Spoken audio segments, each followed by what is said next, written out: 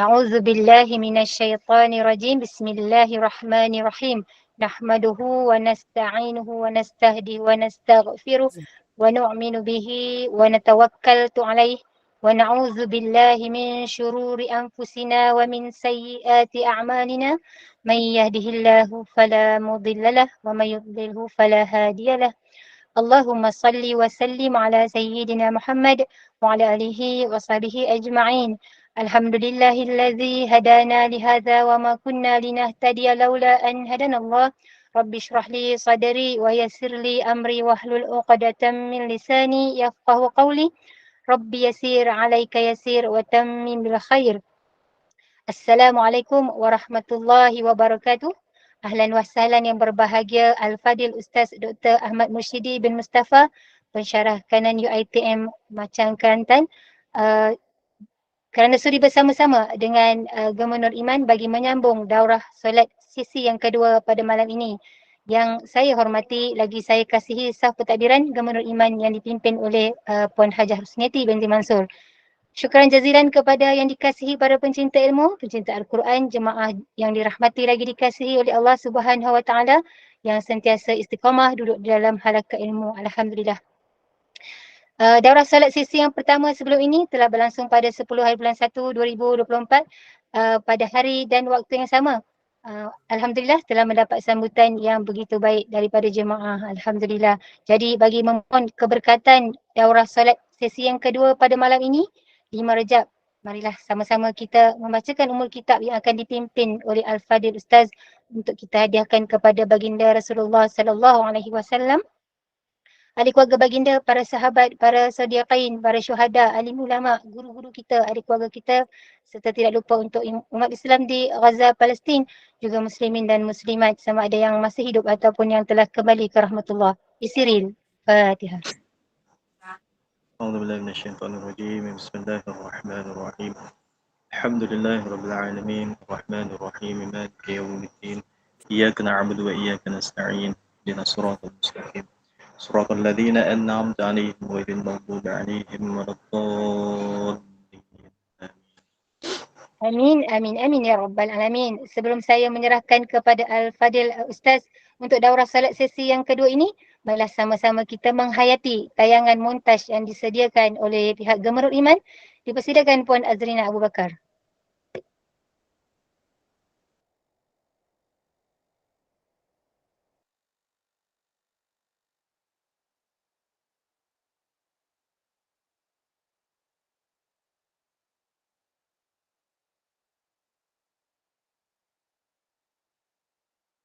Lebat bunganya serta buah.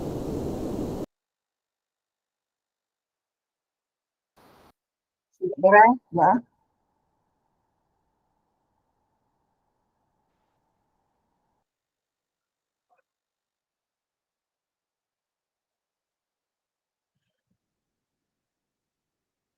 Mohon maaf jemaah, ada sedikit teknikal. InsyaAllah. Pohon kayu daunnya rimbun, lebat bunganya serta buahnya. Saya nak sebut untuk tutup aurat. Tuan-tuan, tutup aurat dalam solat itu menggambarkan kita kena tutup aurat dalam dua solat.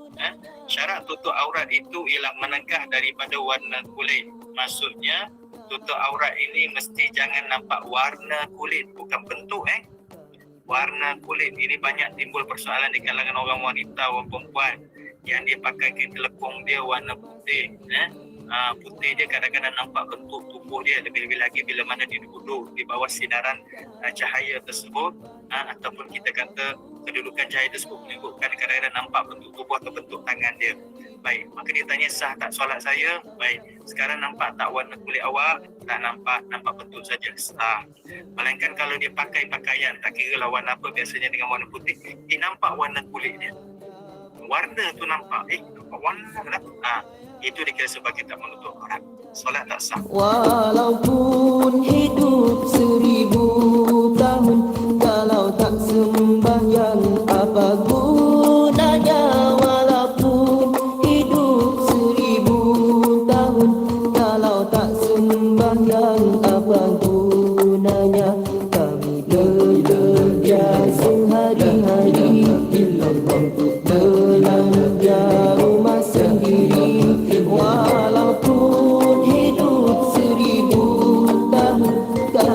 tak sembahyang apa gunanya walaupun hidup 1000 tahun. Kalau tak sembahyang apa gunanya. Kami sembahyang fardu sembahyang sunat dan ada bukan sembarang, supaya Allah menjadi sayang. Kami bekerja hati lariang supaya Allah menjadi sayang. Kami bekerja hati lariang. Sepohon kayu daunnya rimbun, belum dapat bunganya serta buahnya. Walaupun hidup 1000 tahun, kalau tak sembahyang apa gunanya. Walaupun hidup 1000 tahun, kalau tak sembahyang apa gunanya.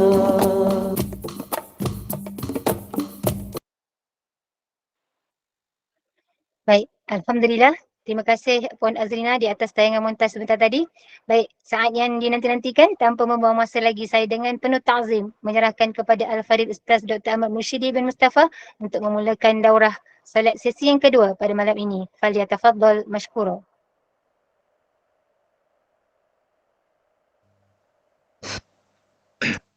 Assalamualaikum warahmatullahi ta'ala wabarakatuh. Bismillahirrahmanirrahim. Alhamdulillahirabbil alamin. Wassalatu wassalamu ala habibina Mustafa al-amin Sayyidina Muhammad wa ala alihi wa sahbihi ajma'in. Allahumma fasalli wa sallim wa barik alaihi wa ala alihi wa sahbihi ajma'in. Subhanaka la ilma lana illa ma 'allamtana innaka antal alimul hakim. Rabbi yassir wa la tu'assir. Allahumma tammim bi khayri arhamar rahimin. Allahumma shrah sudurana wa yassir umurana. Allahumma rabbana anzilna munzalan mubarakan wa anta khairul munzilin. Allahumma faqihna fid din wa 'allimna ta'wil. Wahdina siratal mustaqim. Allahumma amin. Amma ba'd. Alhamdulillah, muslimin muslimat, jemaah yang dirahmati Allah Subhanahu wa taala sekalian. Kita panjatkan syukur pada Allah Subhanahu wa taala, malam ni Allah taala izinkan lagi dan masih lagi Allah taala berikan taufik untuk sama-sama kita sambung sambungan perbincangan berkaitan dengan solat sebagai ulang kaji daripada ibadat yang teragung dan ibadat yang terbesar dalam kehidupan kita sebagai umat Nabi Muhammad sallallahu alaihi wasallam. Dan sebelum ni kita dah bincang panjang berkaitan dengan syarat-syarat berkaitan dengan solat, apakah syarat wajib dan apakah syarat sunat. Dan insya-Allah hari ni kita akan sambung masuk kepada perbincangan kepada rukun-rukun solat. Sebagaimana saya dah sebut sebelum ini, syarat itu dia datang lebih awal. Syarat itu dia datang lebih awal sebelum daripada kita memulakan sesuatu ibadat. Jadi sebelum daripada kita solat, syarat tu dah ada dah. Syarat wajib dah ada. Syarat sah mesti dipastikan. Dan semua syarat-syarat ini mesti berkekalan sampailah kepada ibadat kita selesai. Baik, sekarang kita nak masuk kepada ibadat tersebut, iaitu ibadat solat. Ketika kita memulakan ibadat solat tersebut, maka bermulalah rukun-rukun bagi ibadat solat tersebut. Kenapa? Kerana rukun itu bermula bila mana kita memulakan sesuatu ibadat. Jadi kita akan tengok pecahan-pecahan rukun yang telah disusun oleh para ulama. Baik. Rukun solat ini tak perlu kita gaduh berapa bilangannya. Ada pendapat dan biasa kita faham dan kita pegang dengan 13, bilangannya adalah 13. Cara kiranya berbeza tetapi kontennya adalah sama. Ada juga dalam kitab-kitab ulama yang mengatakan bahawa rukun solat ni sampai kepada 18. Cara kira. Ada yang kira sampai kepada 20. Ada yang kira sampai 20 lebih. Cara kiraan itu berbeza. Tetapi secara keseluruhan, kalau dilihat dan diperhatikan bahawa bilangan-bilangan tersebut kalau dicantumkan dia sama sahaja. Maka ulama menghimpunkan menjadi dengan bilangan 13 tersebut itu lebih senang bagi kita. Itu yang pertama. Yang kedua, paling penting bila mana kita bincang berkaitan dengan sesuatu ibadat, khususnya ibadat solat, Bila mana kita sebut rukun, maka dia perkara yang merupakan tunjang dan perkara yang wajib untuk dilaksanakan. Maka kalau sekiranya seseorang itu tidak melaksanakan rukun, maka solatnya boleh jadi batal. Boleh jadi batal. Tetapi bila mana dia tidak laksanakan dengan sebab-sebab tertentu, boleh jadi solatnya tidak batal. Ada dengan dia punya requirement yang telah ditentukan oleh dalam hukum syarak itu sendiri. Maka kalau seseorang itu tidak boleh membezakan yang mana rukun, yang mana sunat. Sebab kita dah sebut dah, dalam ibadat solat dia ada syarat, dia ada rukun, dia ada sunat. Sunat pula pecah kepada dua, sunat hayat dan sunat ab'ad. Maka kalau sekiranya seorang tu tak boleh beza yang mana rukun dan yang mana sunat, maka pada masa tersebut dia kena buat semua. Sebab apa? Sebab dia tak tahu yang mana rukun, yang mana sunat.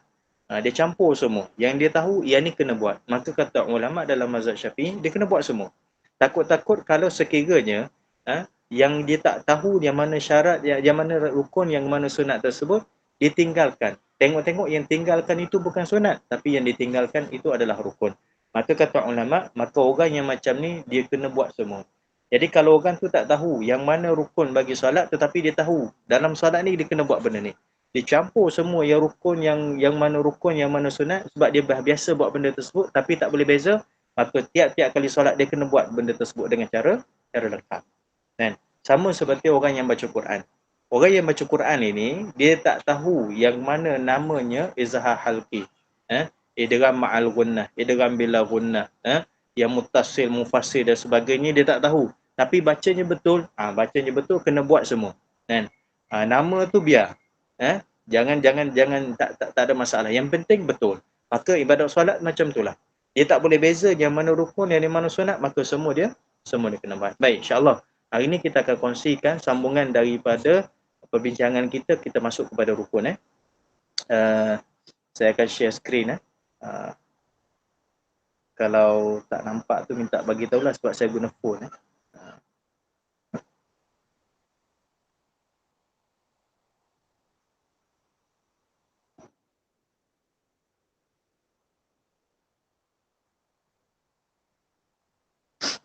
Boleh nampak ke? Boleh Ustaz. nampak. Boleh Ustaz. Nampak. Terang. Okey, kita sambung kat sini. Rukun-rukun solat. Rukun solat ini adalah 13. Cara kira berbeza, maka bilangannya akan berbeza. Kita ambil yang 13, senang. Sebab kita dah belajar daripada dulu, 13. Okey, sama je. Maka daripada 13 tersebut, untuk memudahkan, maka ulama' dia pecahkan kepada 3 bahagian. Kerana setiap rukun-rukun tersebut, dia ada bahagian-bahagian tertentu. Maka adalah rukun solat yang dinamakan sebagai rukun qauli. Qauli adalah bahasa Arab. Dan yang kita terjemahkan dia rukun yang dibangsakan kepada bacaan. Maka dia ada syarat bagi rukun qauli macam mana. Yang kedua rukun fi'li, iaitu rukun yang dibangsakan kepada perbuatan, dinisbahkan kepada perbuatan. Bila mana kita kata perbuatan, maka gerak zahir kita. Kalau qauli, gerak daripada mulut kita. Kalau rukun fi'li, gerak daripada sudut perbuatan kita yang zahir. Dan yang ketiga rukun qalbi, yang melibatkan kepada hati. Yang hati kita saja yang bertindak, tidak melibatkan kepada fizikal dan tidak melibatkan kepada tutur bicara kita. Maka selain daripada qauli dengan fi'li, maka hati itu yang tidak nampak. Kalau fi'li kita nampak, dengan qauli pun kita boleh nampak. Tetapi qalbi, iaitu rukun yang melibatkan hati, kita tak nampak. Baik. Maka daripada rukun qauli tersebut, bila mana kita pecahkan, maka dia jadi ada 5. 5 rukun qauli. Takbiratul ihram, al-Fatihah, suratul Fatihah, tahiyat akhir, selawat ke atas Nabi masa tahiyat akhir dan juga salam. Baik. Kelima-lima rukun qauli ini wajib untuk kita lafazkan. Kenapa? Kerana namanya rukun qauli, rukun yang dinisbahkan kepada bacaan, maka kita kena baca. Baca ini adalah sesuatu yang kita lafazkan. Pertama. Yang kedua, rukun qauli ini rukun yang mesti didengar dengan telinga kita. Mesti didengar dengan telinga kita. Yang ini dia ada nanti kita huraikan. Maka kelima-lima ini mesti kita lafazkan dengan mulut kita dan mesti kita dengar dengan telinga kita. Sebelum ni ada persoalan yang tanya macam mana kalau orang tersebut orang yang pekak, orang yang tak dengar, kan? Dan orang tersebut adalah orang yang bisu, macam mana dia nak solat? Maka dia orang ni dia ada cara yang tersendiri, kan? Cara tersendiri. Caranya macam mana? Dia hanya baca mengikut kadar yang mana kadar kebiasaan manusia yang lain. Maka mesti ada orang ajar dia. Maksudnya orang yang pekak. Dia kuatkan macam mana pun dia takkan dengar. Tetapi mungkin pada masa tersebut ada orang yang boleh dengar. Kan? Tak mustahil lah. Sebab dah terbukti ramai yang mana dia tak boleh bercakap, dia bisu.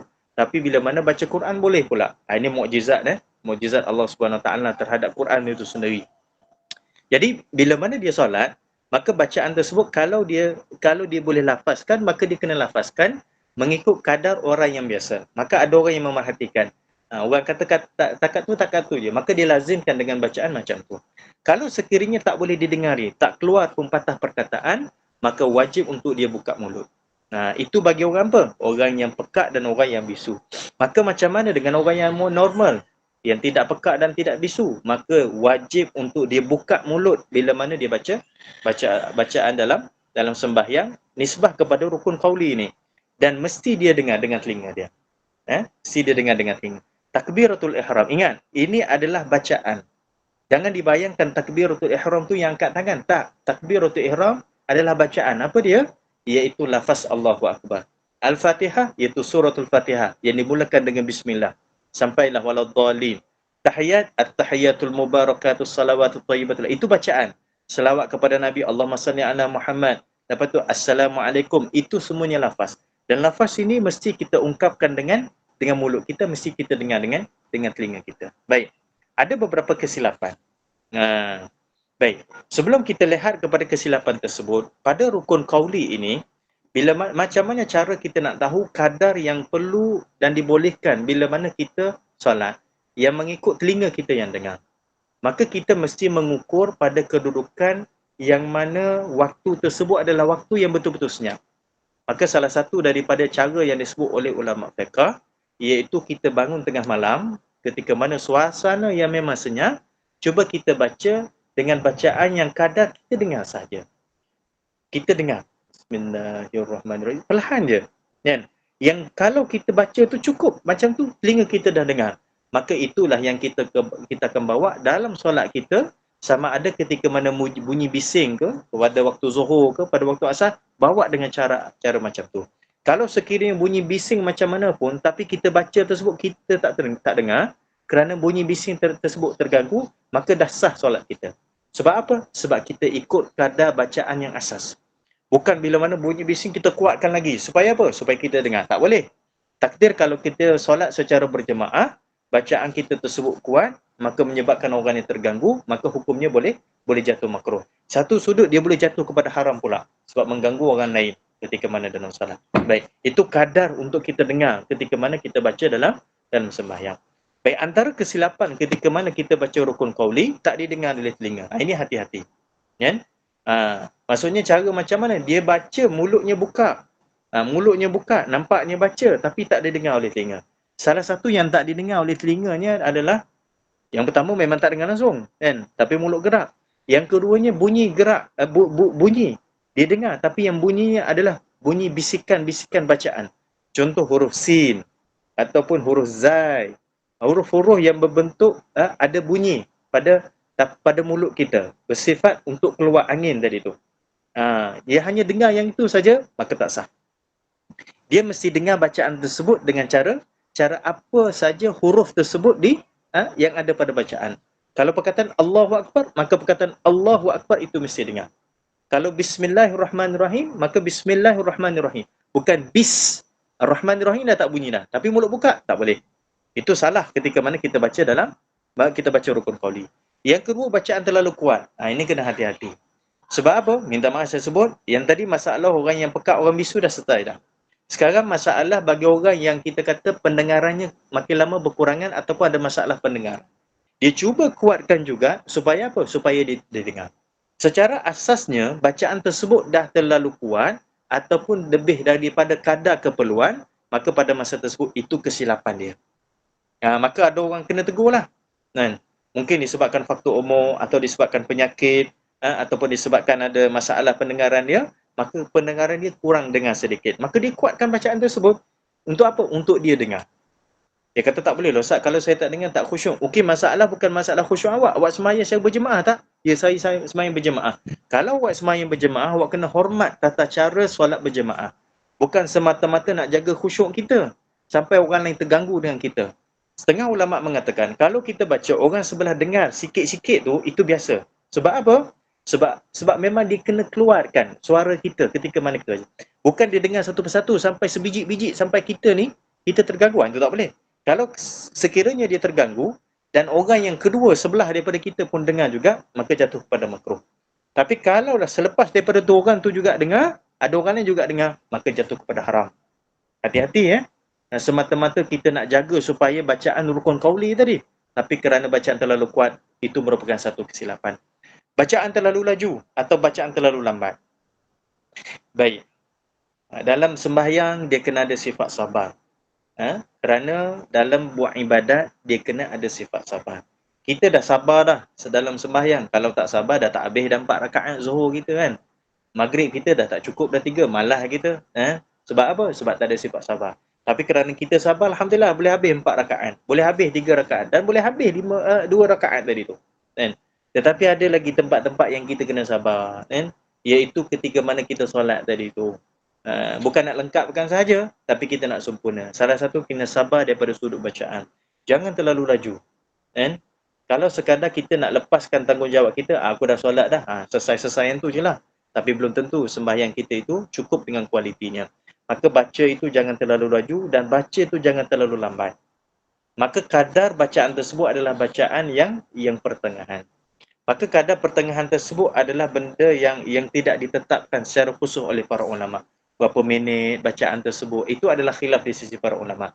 Maksudnya secara adatnya bacaan tersebut adalah bacaan tidak terlalu laju dan bacaan tidak terlalu lambat. Bacaan salah, ini memang bacaan yang kena jaga betul-betul rukun qauli kita. Rukun qauli ni kalau boleh tasmik lah. Maksudnya kita perdengarkan kepada guru-guru ataupun orang-orang yang boleh sahkan bacaan kita. Yang mana kalau kita baca cukup syarat ni sah dalam solat. Dia beza tak semestinya orang tersebut tak cukup, tak lengkap daripada sudut ilmu bacaan Quran. Maksudnya tajwid dia tak lengkap sedikit ataupun makhraj huruf tak lengkap sikit, maka dah kira tak sah. Tak kita kena tengok perbahasan hukum fiqh. Minta maaf saya sebut, kalau kita hanya melihat kepada bacaan Quran saja dengan guru Quran kata ni tak sah ni kalau baca dalam sembahyang ni. Baik. Adakah guru Quran tersebut dia merujuk kepada hukum fiqh perbahasan ulama? Saya bagi contoh Bukan kita nak merendah-rendahkan, bukan. Tapi sekarang kita buat ibadat solat. Dalam ibadat solat, dia ada khilaf ulama' daripada sudut bacaan tersebut. Sama ada daripada sudut yang kita kata toleransinya ataupun fleksibelnya, itu kena bahas dalam hukum fiqh. Sebagai contoh, ketika mana kita baca ihdinas siratal mustaqim, ihdinas siratal mustaqim, al-mustaqim, qaf kan? Al-mustaqim. Baik. Dibahas dalam perbahasan kitab-kitab fiqh. Ini mazhab Syafi'i. Ini mazhab Syafi'i, mazhab yang kita anuti. Dan sekiranya makmum itu dia dengar yang imam itu baca ihdinas siratal mustaqim, dia tak jelas imam ni baca qim ke atau kim. Yang disebut huruf qaf tadi tu macam hampir-hampir nak masuk kepada huruf kaf. Tak dalam sangat huruf qaf dia.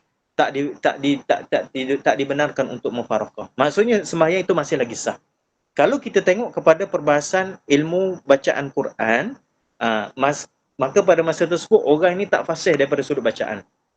Makhraj hurufnya tak masuk betul. Fasahahnya tak betul. Tetapi dalam bab fiqh ketika mana sembahyang boleh tak? Boleh. Tapi bukan sengaja buat. Kan? Bukan sengaja buat. Mungkin kerana dia tak boleh buat dan sebagainya. Ataupun kerana hampir-hampir masuk. Sebab apa? Huruf qaf dengan kaf ni daripada sudut makhrajnya tak jauh sangat. Maka ketika itu ulama fiqh mengatakan boleh. Tidak ada masalah. Kita kena bahas kat situ. Jadi salah bacaan tadi tu kena rujuk kepada perbahasan hukum fiqh.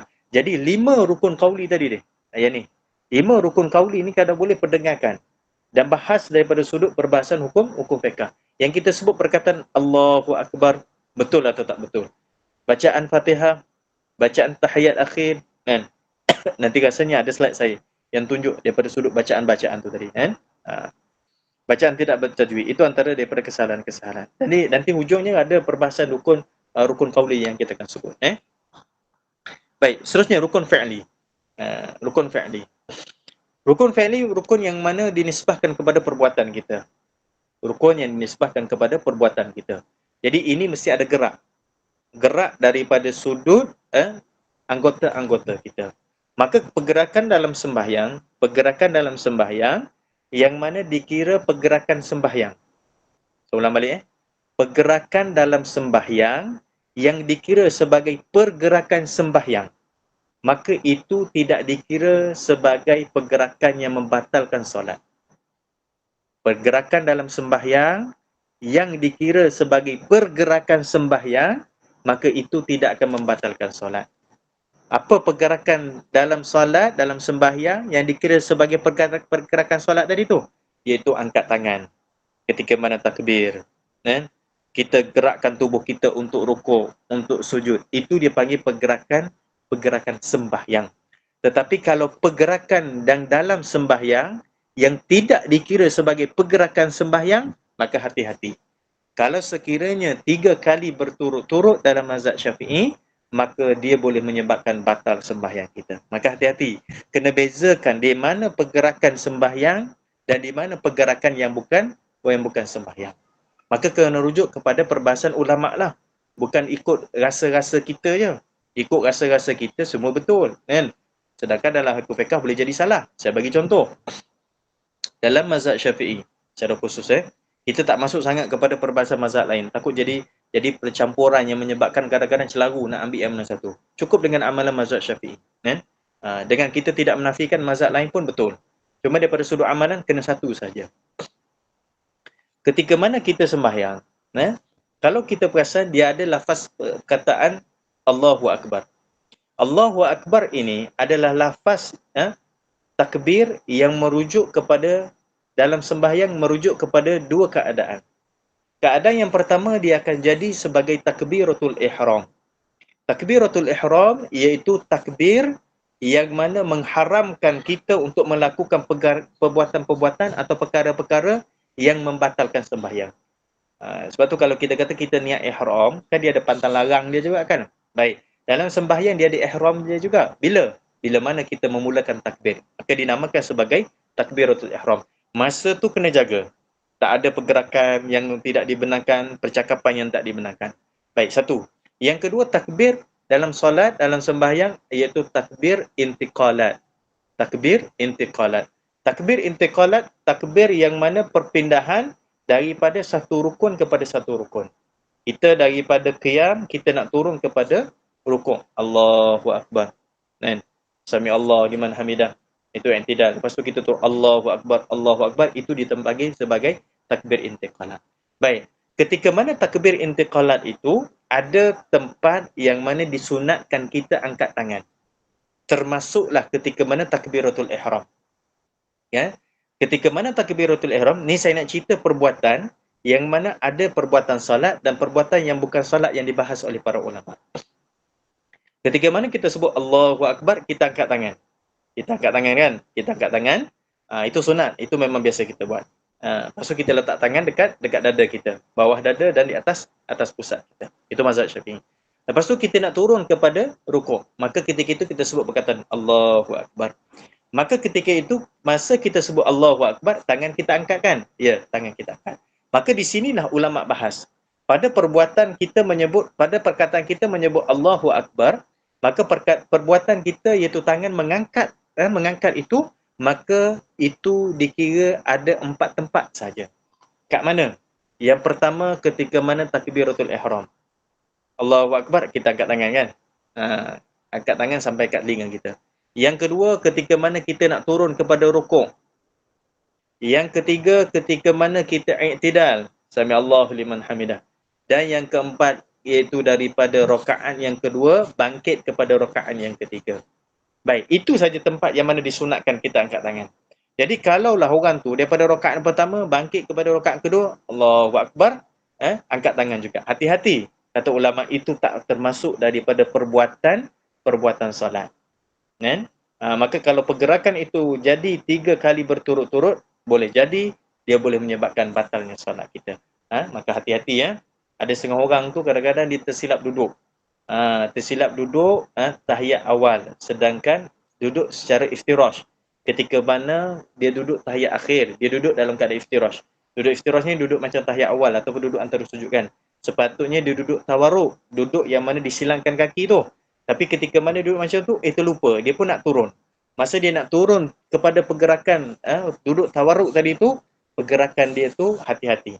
Kalau jadi sampai 3 kali berturut-turut atau lebih, boleh jadi batal. Sedangkan duduk di situ adalah duduk yang mana boleh dalam keadaan iftirash ataupun duduk dalam keadaan tawarruk. Hati-hati. Baik, rukun fi'li, iaitu rukun yang melibatkan kepada perbuatan. Yang pertama, berdiri tegak, yang kita panggil sebagai qiyam. Qiyam bila? Ketika mana kita nak memulakan takbiratul ihram. Ketika mana kita baca Fatihah dan surah, itu qiyam. Yang kedua, kita rukuk. Yang ketiga, i'tidal. Yang keempat, sujud. Yang kelima, duduk antara dua sujud. Yang keenam, itu duduk tahiyat akhir. Ini perbuatan-perbuatan, 6 perbuatan itu termasuk daripada rukun fi'li. Maka ulama tambah satu lagi, iaitu tertib. Tertib iaitu mengikut susunan. Mesti berdiri rukuk, tak boleh sujud dahulu, tak boleh i'tidal dahulu, tak boleh. Dia ikut susunan dia. Maka tertib ini adalah perbuatan mengikut daripada cara susunan satu persatu tadi tu. Baik, nanti kita akan tengok satu persatu. Bila mana kita nak solat, hadis ni kita dah bawa. Nabi SAW kata, salat sebagaimana kamu lihat aku solat, iaitu cara aku ajar. Cara kamu belajar cara solat aku, kata Nabi SAW. Mafhum daripada hadis itu. Baik, ini kita tinggalkan. Okey, ketika mana sekarang kita tengok satu persatu tuan-tuan. Qiyam dan takbiratul ihram. Sebab apa saya gabungkan? Kerana pada takbiratul ihram tersebut adanya qiyam. Ketika mana ada qiyam, mesti ada takbiratul ihram. Pada permulaan salat, mesti duduk sekali. Okey. Antara kesalahan ketika mana seorang itu dalam qiyam dan takbiratul ihram, yang pertama, dia tidak menghadap kiblat yang betul. Kalau kita dalam masjid ataupun tempat yang telah ditentukan secara khusus, dia punya tempat untuk salat secara berjemaah dengan nama masjid, surau, madrasah dan seumpama dengannya, dan ada khusus tempat mihrab tadi itu, maka kata ulama tak perlu kamu ijtihad. Maksudnya masuk dalam masjid, okey, buka kompas dahulu, tak payah. Masuk je, lepas tu terus solat dengan menghadap kepada kedudukan mihrab tadi tu. Cara asasnya macam tu, dah cukup dah. Kan? Tapi bila mana kita luar daripada tempat tersebut, hatta dalam rumah kita, hati-hati pastikan kita menghadap kiblat yang betul, bukan menghadap Kaabah. Kaabah tu adalah dia punya bangunan itu sendiri, tapi kiblat adalah mengarah kepada Kaabah. Dan maka cari arah tersebut dengan cara cari isyarat. Ini kita dah sebut sebelum ni. Yang kedua, saf tidak betul ketika mana dah berjemaah. Ini antara kesilapan kita. Jaga-jaga kadang-kadang nak sembahyang tu tak tengok dia punya, tak tengok kepada tumit kita belakang tu. Kaki tidak menghadap kiblat. Ini benda sunat Ada kaki tu dia, kalau dia sebaiknya dalam kita solat, ketika mana kita qiyam dan kepada mana-mana tempat lain, secara khususnya qiyam, seluruh daripada anggota kita menghadap kepada kiblat. Seluruh anggota kita menghadap kepada kiblat. Dada kita menghadap ke arah kiblat, tubuh kita menghadap ke arah kiblat, termasuklah kaki kita ni straight menghadap kepada kiblat. Tapi kalau mungkin tak stabil, tak straight sangat pun tak apa. Saya masukkan kesalahan di sini, iaitu kesalahan yang tidak memberi kesan kepada sah atau tidaklah. Cuma daripada sudut kesempurnaan. Anggota bergerak-gerak ketika mana seorang tu qiyam, hati-hati. Kadang-kadang dia tak perasan tubuh dia terhayun-hayun. Bergerak sana, bergerak sini. Sebab apa? Dah jadi tabiat dia. Mata tidak melihat kepada tempat sujud, ini kesalahan. Yang dimasukkan dengan kesalahan sini, tuan-tuan jangan faham bahawa dia dah dikira sebagai batal. Tak Bermaksud di sini ada yang boleh menyebabkan batal dan ada boleh menyebabkan tidak sempurna solat kita. Mata tidak melihat kepada tempat sujud, iaitu kita melihat kepada tempat lain. Bila mana melihat kepada tempat lain, dia menyebabkan kita ini lalai dalam solat kita. Cara angkat takbir yang salah, telapak tangan tidak menghadap kiblat ketika mana seorang itu takbiratul ihram. Baik. Ketika mana kita melafazkan takbiratul ihram, wajib kita niatkan, sertakan niat dalam takbiratul ihram. Bila? Ketika mana kita memulakan lafaz Allah tadi tu, sampailah kena habis niat kita sebelum daripada habis perkataan bar. Akbar, hujung tu. Jadi pada lafaz Allahu Akbar itu, sepanjang kita duk sebut perkataan Allahu Akbar, wajib disertakan dengan niat. Niat senang, jangan buat susah. Nanti bab rukun qauli kita akan sebut, rukun qalbi kita akan sebut. Tertentunya lafaz takbir adalah dengan lafaz Allahu Akbar. Tak boleh kita kata Ar-Rahmanu Akbar, Ar-Rahimu Akbar, Al-Jabbarul Akbar. Tak boleh. Dengan mesti perkataan Allahu Akbar. Kenapa? Kerana Nabi buat macam tu dan Nabi ajar macam tu. Tak payah nak tukar-tukar lah. Tak payah nak explore lebih-lebih. Cukup dengan perkataan Allahu Akbar. Wajib mendengar kalimah tersebut kerana syarat bagi rukun qauli. Perkataan Allahu Akbar mesti dengar dengan telinga. Allahu Akbar, telinga kita dengar. Kat sini kadang-kadang dia kuat. Sama ada kita ni jadi imam atau kita jadi makmum. Imam tak ada masalah. Disunatkan untuk imam itu menguatkan sebagai memaklumkan kepada jemaah bahawa dia dah masuk dalam sembahyang. Tetapi makmum yang belakang tu dah jadi dia punya tabiat dia. Allahu Akbar. Kenapa nak kuat? Kita imam ke? Tak maaf saya sebut Kadang-kadang dia jadi tabiat. Tabiat kalau benda tersebut tak selaras dengan kehendak syarak, buang tabiat. Benda tabiat ni benda boleh ubah. Nampak tak? Benda tabiat ni boleh diubah. Cuma dia makan masa je. Kita dah terbiasa dengan Allahu Akbar. Sampai 3-4 orang dengar sebelah kita. Kita tak perasan mungkin orang ni, kalau dia nampak kita, sebab kita jenis kuat baca, orang tak suka. Hati-hati tapi orang datang juga jemaah. Sebab apa? Sebab dia nak sembahyang berjemaah, dia nak dapat pahala. Tapi disebabkan ada kita, dia rasa tak seronok. Sebab tu kena hati-hati. Kena hati-hati. Dan kita ni kena slow talk lah. Dan kita pun kena tanya jugalah. Kok kita ni mengganggu orang ketika mana solat. Allah. Kita nak target khusyuk kita. Tetapi kita mengganggu khusyuk orang dengan kita tak ikut requirement bagi solat secara berjemaah. Jadi kita nak ambil syarat untuk rukun qauli dengan telinga. Tapi bukan telinga kita saja dengar. Telinga orang lain pun dengar. Sampai telinga imam pun dengar. Maka hati-hati kat sini. Baik, sekiranya tidak mampu melafazkan dengan kalimah tersebut, maka wajib diterjemahkan dengan maknanya dan tidak boleh diganti dengan zikir lain. Ini bagi orang yang baru masuk Islam lah. Orang yang masuk Islam ataupun orang yang baru nak belajar, tak boleh sebut perkataan Allahu Akbar. Tapi boleh tak sebut tak Allah perkataan Allah Maha Besar? Boleh. Terjemahlah. Angkat tangan Allahu Akbar, tak boleh sebut Allah Maha Besar. Boleh, tak ada masalah. Tapi masa disebut perkataan Allahu Akbar ataupun Allah Maha Besar tadi tu, ataupun dengan mana-mana terjemahan, mesti dan wajib untuk dia mulakan dengan niat. Sunat mematikan perkataan ra pada kalimah Allahu Akbar. Kalau tiba-tiba orang tu takbir Allahu Akbaru, sah tak? Sah. Jangan duk pelik lah. Tetapi jangan buat pelik. Mentang-mentang kita belajar benda ni, nak buat lah sekali Allahu Akbaru, tak payah. Tak payah buat benda pelik. Afdal dan sunatnya adalah kita matikan Allahu Akbar, sebab kita dah wakaf kat situ. Sunat mengangkat tangan ketika mana takbiratul ihram. Kalau tak angkat pun tak apa. Allahu Akbar, tangan duduk sebelah kanan kiri. Luruskan tangan. Boleh tak? Boleh, tak ada masalah. Tapi dalam mazhab Syafi'i, sunat. Mazhab Syafi'i sunat untuk angkat. Sunat memulakan angkat tangan berserta dengan takbir. Ini susah nak tunjuk. Tak apalah. Kita tak boleh bayangkan. Dia ada banyak cara, beberapa cara.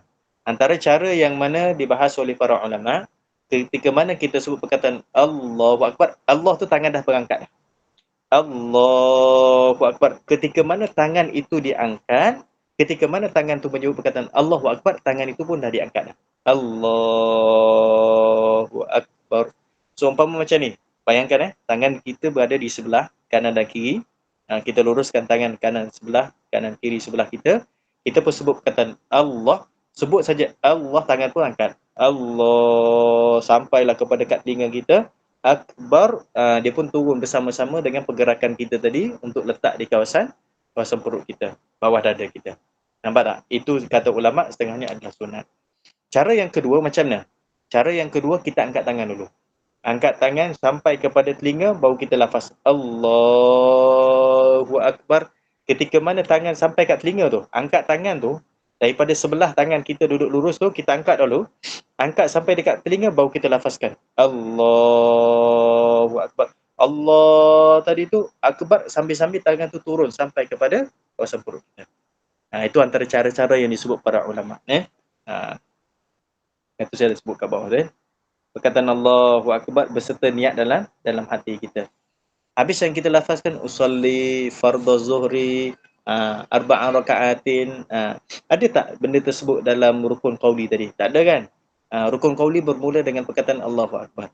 Jadi kalau kita usolli fardhu zuhri, usolli fardhu maghribi, itu dikira sebagai lafaz bagi niat. Lafaz bagi niat ini dalam mazhab Syafi'i sunat bagi orang yang mana susah untuk niat. Sebab apa? Sebab bila mana dia nak takbir, bila mana dia nak niat, dalam takbir tu Allah tak datang saja aku solat fardu zuhur, tak datang, susah. Maka untuk memudahkan sedikit, maka dia pun baca usolli fardu zuhri. Bermaksud masa tu dia telah standby diri dia untuk betul-betul solat, maka dia lebih senang untuk niat. Maka kata ulama, kalau orang macam ni dengan lafaz niat tersebut membantu dia untuk niat, maka sunat. Tapi kalau sekiranya dia tak lafaz niat, dia angkat saja takbir Allahu Akbar, dia boleh senang-senang saja niat, maka lafaz niat tersebut tidak disunatkan bagi dia. Kan? Tidak disunatkan bagi dia. Kita jangan katalah kat orang ni dah berpuluh-puluh tahun dah pakcik makcik ni sembahyang, takkanlah tak boleh niat masa takbir. Jangan kata. Kan? Benda tersebut adalah khilaf ulama dan tidak memberi kesan kepada solat kita. Lagipun kita tak masuk lagi dalam solat. Lafaz usolli tadi tu dia sebelum daripada kita solat kan.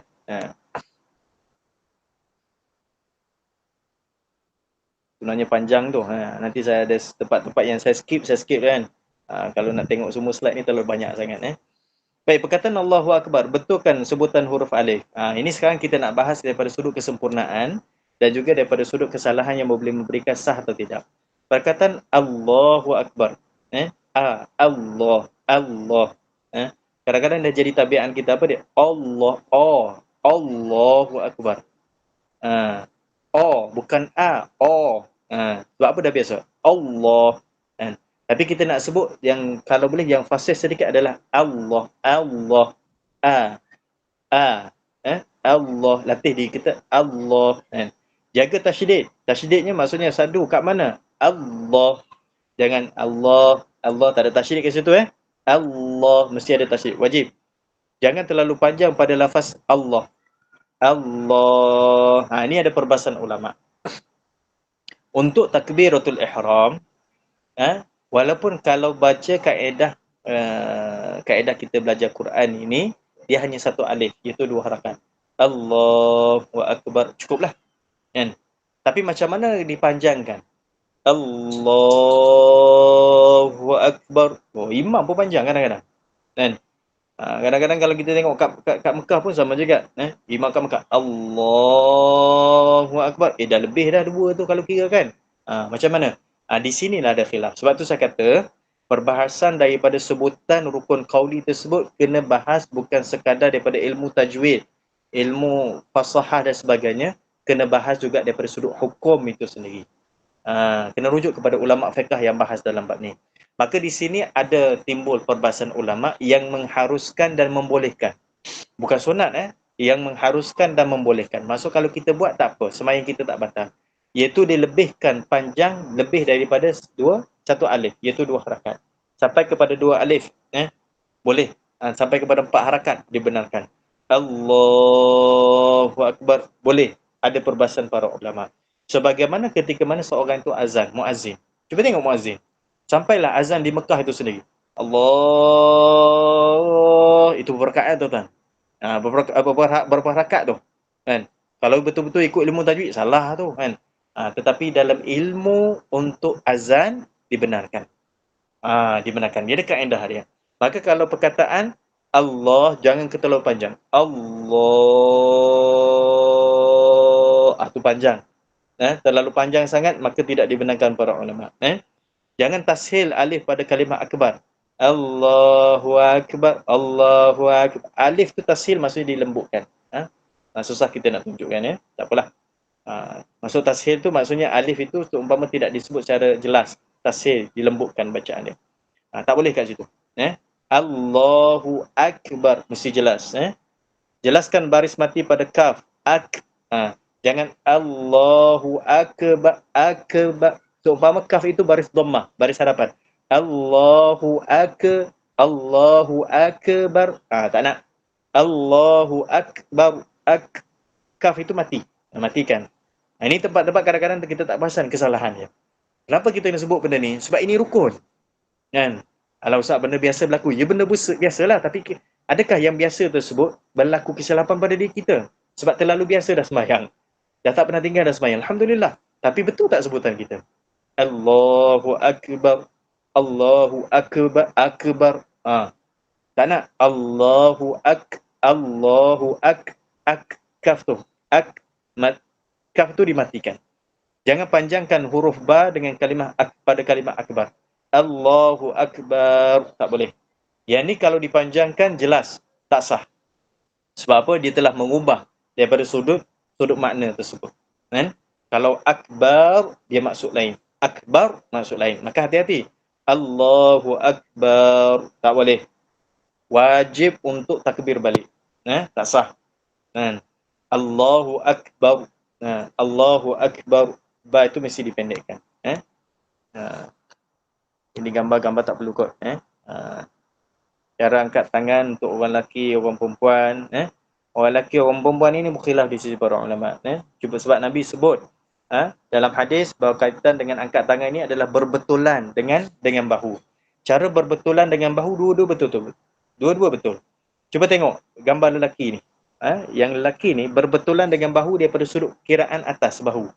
Yang orang perempuan berbetulan dengan bahu pada kiraan di hadapan.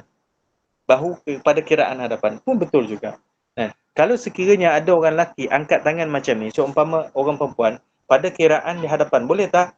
Ulama kata tidak ada masalah, betul juga. Sebab dia dalam khilaf di sisi para ulama. Cuma kalau kita angkat tangan orang lelaki lebih tinggi, itu lebih afdal. Satu. Yang kedua, kaedah orang perempuan, kenapa dia itu direndahkan?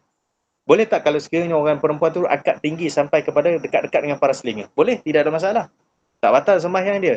Cuma kata ulama, hati-hati ketika mana dia mengangkat, jangan sampai tangan dia terbuka lebih luas. Daripada sudut kepak dia tu, lengan dia tu, tak boleh. Sebab cara orang sembahyang, orang perempuan sembahyang disempitkan. Dirapat-rapatkan, tangan dirapatkan, perut dirapatkan kat peha ketika mana dia sujud dan sebagainya. Berbeza dengan lelaki. Lelaki mesti dibuka-buka dan dijarak-jarakkan. Kan orang perempuan biar nampak sopan sikit. Orang lelaki biar nampak tegas dan biar nampak kemas sedikit. Itu kaedah dia. Cara letak tangan. Saya tunjuk secara umum lah. Saya beritahu secara umum. Baik. Meletakkan tangan kanan di atas tangan kiri. Ini pun perbahasan di sisi para ulama. Tak perlu kita panjangkan.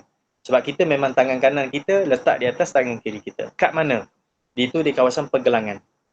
Tangan kanan, dia menggenggam pergelangan tangan kiri kita. Dan tangan kiri kita dia letakkan di atas perut kita. Okey, ada 3 cara. Ada 3 cara. 4 cara lah. 4 cara. Kita sebut kepada 4 mazhab tersebut. Supaya nanti kita tahu apa yang kita buat tu bertepatan tak dengan mazhab yang kita amalkan. Khusus mazhab Syafi'i. Mazhab Syafi'i, tangan kiri tersebut diletakkan di atas daripada pusat. Faham bahasa saya? Diletakkan di atas daripada pusat. Bukan diletakkan di atas pusat. Saya takut silap faham. Diletakkan di atas daripada pusat. Maksudnya tangan kiri kita atas daripada pusat kita. Maksudnya di hujung daripada jari kelingking kita tu, kalau kita nampak, itu pusat kita. Dia duduk bawah tu. So kalau kita tengok, kita nampaklah pusat kita kan. Sebab apa? Sebab kita letak di atas daripada pusat. Itu mazhab Syafi'i. Lepas tu tangan kanan menggenggamkan pergelangan tangan kiri. Kalau mazhab Hanafi, di bawah daripada pusat. Mazhab Hanafi di bawah daripada pusat. Tangan kiri dia diletakkan di bawah daripada pusat, lepas tu digenggamkan dengan tangan kanan, genggamkan pergelangan tangan kiri. Kalau mazhab Hambali, mazhab Imam Ahmad bin Hanbal, diletakkan atas pusat. Kalau senangnya ditutup pusat tersebut. Itu mazhab Hambali. Mazhab Syafi'i atas daripada pusat, mazhab Hanafi di bawah daripada pusat, mazhab Hambali atas pusat, dan kalau mazhab Maliki tak letak mana-mana. Tak letak kawasan perut ini. Tak letak kawasan dada ni. Dia letak di tepi tangannya. Kanan kiri sebelah menyebelah. Macam kita i'tidal. Dia panggil irsal. Itu kaedah dalam mazhab Maliki. Keempat-empat. Jadi kita ambil yang mana? Ambil mazhab Syafi'i kita lah. Kan? Baru tak selalu. Satu-satu kita ambil kan. Itu cara dia. Okay, gambar-gambar ni kalau boleh saya nak skip. Okey, jaga pandangan masa solat. Masa solat ini ada dua tempat kita sunat tengok. Tapi ada lagi perbahasan ulama. Tapi secara umumnya dua tempat ni. Yang pertama adalah tempat sujud. Tempat sujud bermula daripada kita takbiratul ihram, Allahu Akbar, sampailah kepada dalam seluruh solat kita, tengok tempat sujud kita. Tempat sujud mana? Maksudnya tempat sujud ni dahi yang kena pada tempat sujud tadi. Tempat yang mana sejadah kita, kapet kita, itu dipanggil tempat sujud. Di mana letaknya dahi kita? Tengok kat situ. Kenapa? Supaya kita ni tidak terarah untuk melihat kepada benda-benda lain yang boleh menyebabkan hilang khusyuk dalam solat. Dan yang kedua, kita melihat kepada jari telunjuk ketika mana kita baca tasyahud, iaitu kita baca tahiyat. Sama ada tahiyat awal ataupun tahiyat akhir. Bila? Ketika mana kita memulakan bacaan asyhadu an la ilaha illallah. Illallah, jari kita disunatkan untuk kita angkat, kita luruskan, dan ketika itu kita alihkan pandangan mata kita yang duk tengok tempat sujud tadi tu, tengok kepada hujung jari kita. Ini dalam mazhab Syafi'i sunat lah. Sunat kat situ. Dan kita tengok sampailah kepada kita habis sembahyang kita. Kalau tahiyat akhir lah. Kalau tahiyat akhir. Kalau tahiyat awal tu ketika mana illallah, sampailah kepada Allahumma salli ala Muhammad tu. Kita nak bangkit balik, tunjuk tengok tempat sujud kita. Baik. Ada juga ulama mengatakan ada satu lagi tempat yang boleh kita lihat, iaitu ketika mana kita rukuk. Masa kita rukuk tadi tu, ada pendapat mengatakan tengoknya tempat kaki kita, iaitu jari kita. Bila mana kita tengok kat situ, maka dia akan menyebabkan belakang kita jadi straight. Ada pendapat ulama kata boleh ketika mana kita rukuk, kita tengok kepada kawasan kaki kita, jari-jari kaki kita. Tapi ada ulama yang masih lagi mengatakan bahawa tetap kita melihat kepada tempat sujud. Ini jaga pandangan kita. Okey, itu berkaitan dengan qiyam lah. Secara ringkasnya benda tersebut memang kita dah buat dah. Cuma kita nak betulkan balik daripada sudut bacaan takbiratul ihram tadi dan kedudukan kita qiyam tadi yang betul-betul. Okey, seterusnya niat. Saya cuba habiskan berkaitan dengan Allahumma salli ala Muhammad, kaitan dengan rukun ini. Dah pukul 9.30 dah. Baik. Niat, rukun niat. Bagi solat fardu 3 perkara saja. Qasad, ta'arud, ta'yin. Sebab tu niat ni jangan buat susah-susah. Takut dia menyebabkan kita jadi was-was. Secara asasnya pada niat itu yang wajib ada adalah 3 perkara. Qasad, ta'arud, ta'yin. Qasad iaitu sahaja aku solat. Ta'arud, fardu. Ta'yin, zuhur, asar dan maghrib dan sebagainya. Maksudnya masa kita takbir, Allahu Akbar. Dalam perkataan Allahu Akbar, sahaja aku solat, fardu, maghrib. Okey, cukup. Sah dah. Tak sebut 3 rakaat, maghrib memang 3 rakaat tuan-tuan. Yang jadi 4 rakaat tu sebab kita. Subuh memang 2 rakaat. Yang jadi 3 rakaat atau 1 rakaat, itu sebab kita lah tu. Sebab kita musafir masa sembahyang. Mungkin lah kan. Jadi tak sebut rakaat tak apa. Tak terlintas dalam hati kita berapa rakaat. Tak perlu. Tak wajib. Itu sunat saja. Yang wajibnya, aku nak solat fardu zuhur. Aku nak solat fardu maghrib. Itu cukup. Bila terlintasnya dalam hati kita, memang kita buat lintasan tersebut ketika mana kita melafazkan perkataan Allahu Akbar. 3 rakaat tunai atau qada, kerana Allah Ta'ala, itu adalah semuanya adalah sunat. Tetapi kalau sekiranya kita jadi imam, kita jadi makmum, maka kena tambah lagi. Jadi imam dan jadi makmum. Supaya apa? Supaya lengkapkan dengan pahala 27 tadi. Tapi bagi orang yang sembahyang Jumaat, hati-hati bagi orang lelaki. Dia kena tambah satu lagi, iaitu niat berjemaah. Sahaja aku solat fardu Jumaat lah kat sini kan.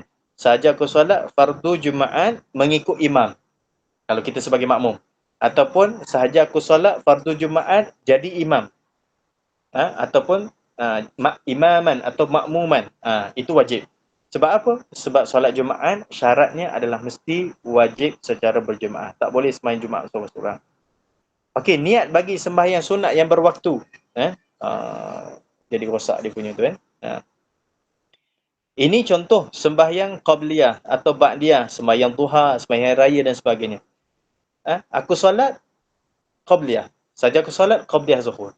Saja aku solat ba'diyah zuhur. Tak sebut sunat. Tak sebut pun tak apa. Tak lintas dalam hati kita sunat tak apa. Sebab apa? Sebab dia memang dah sunat dah. Qabliyah, ba'diyah memang dah sunat dah. Nak sembahyang duha. Saja aku solat duha. Tak apa, sah. saja aku solat hari raya Aidil Adha, saja aku solat Aidil Fitri.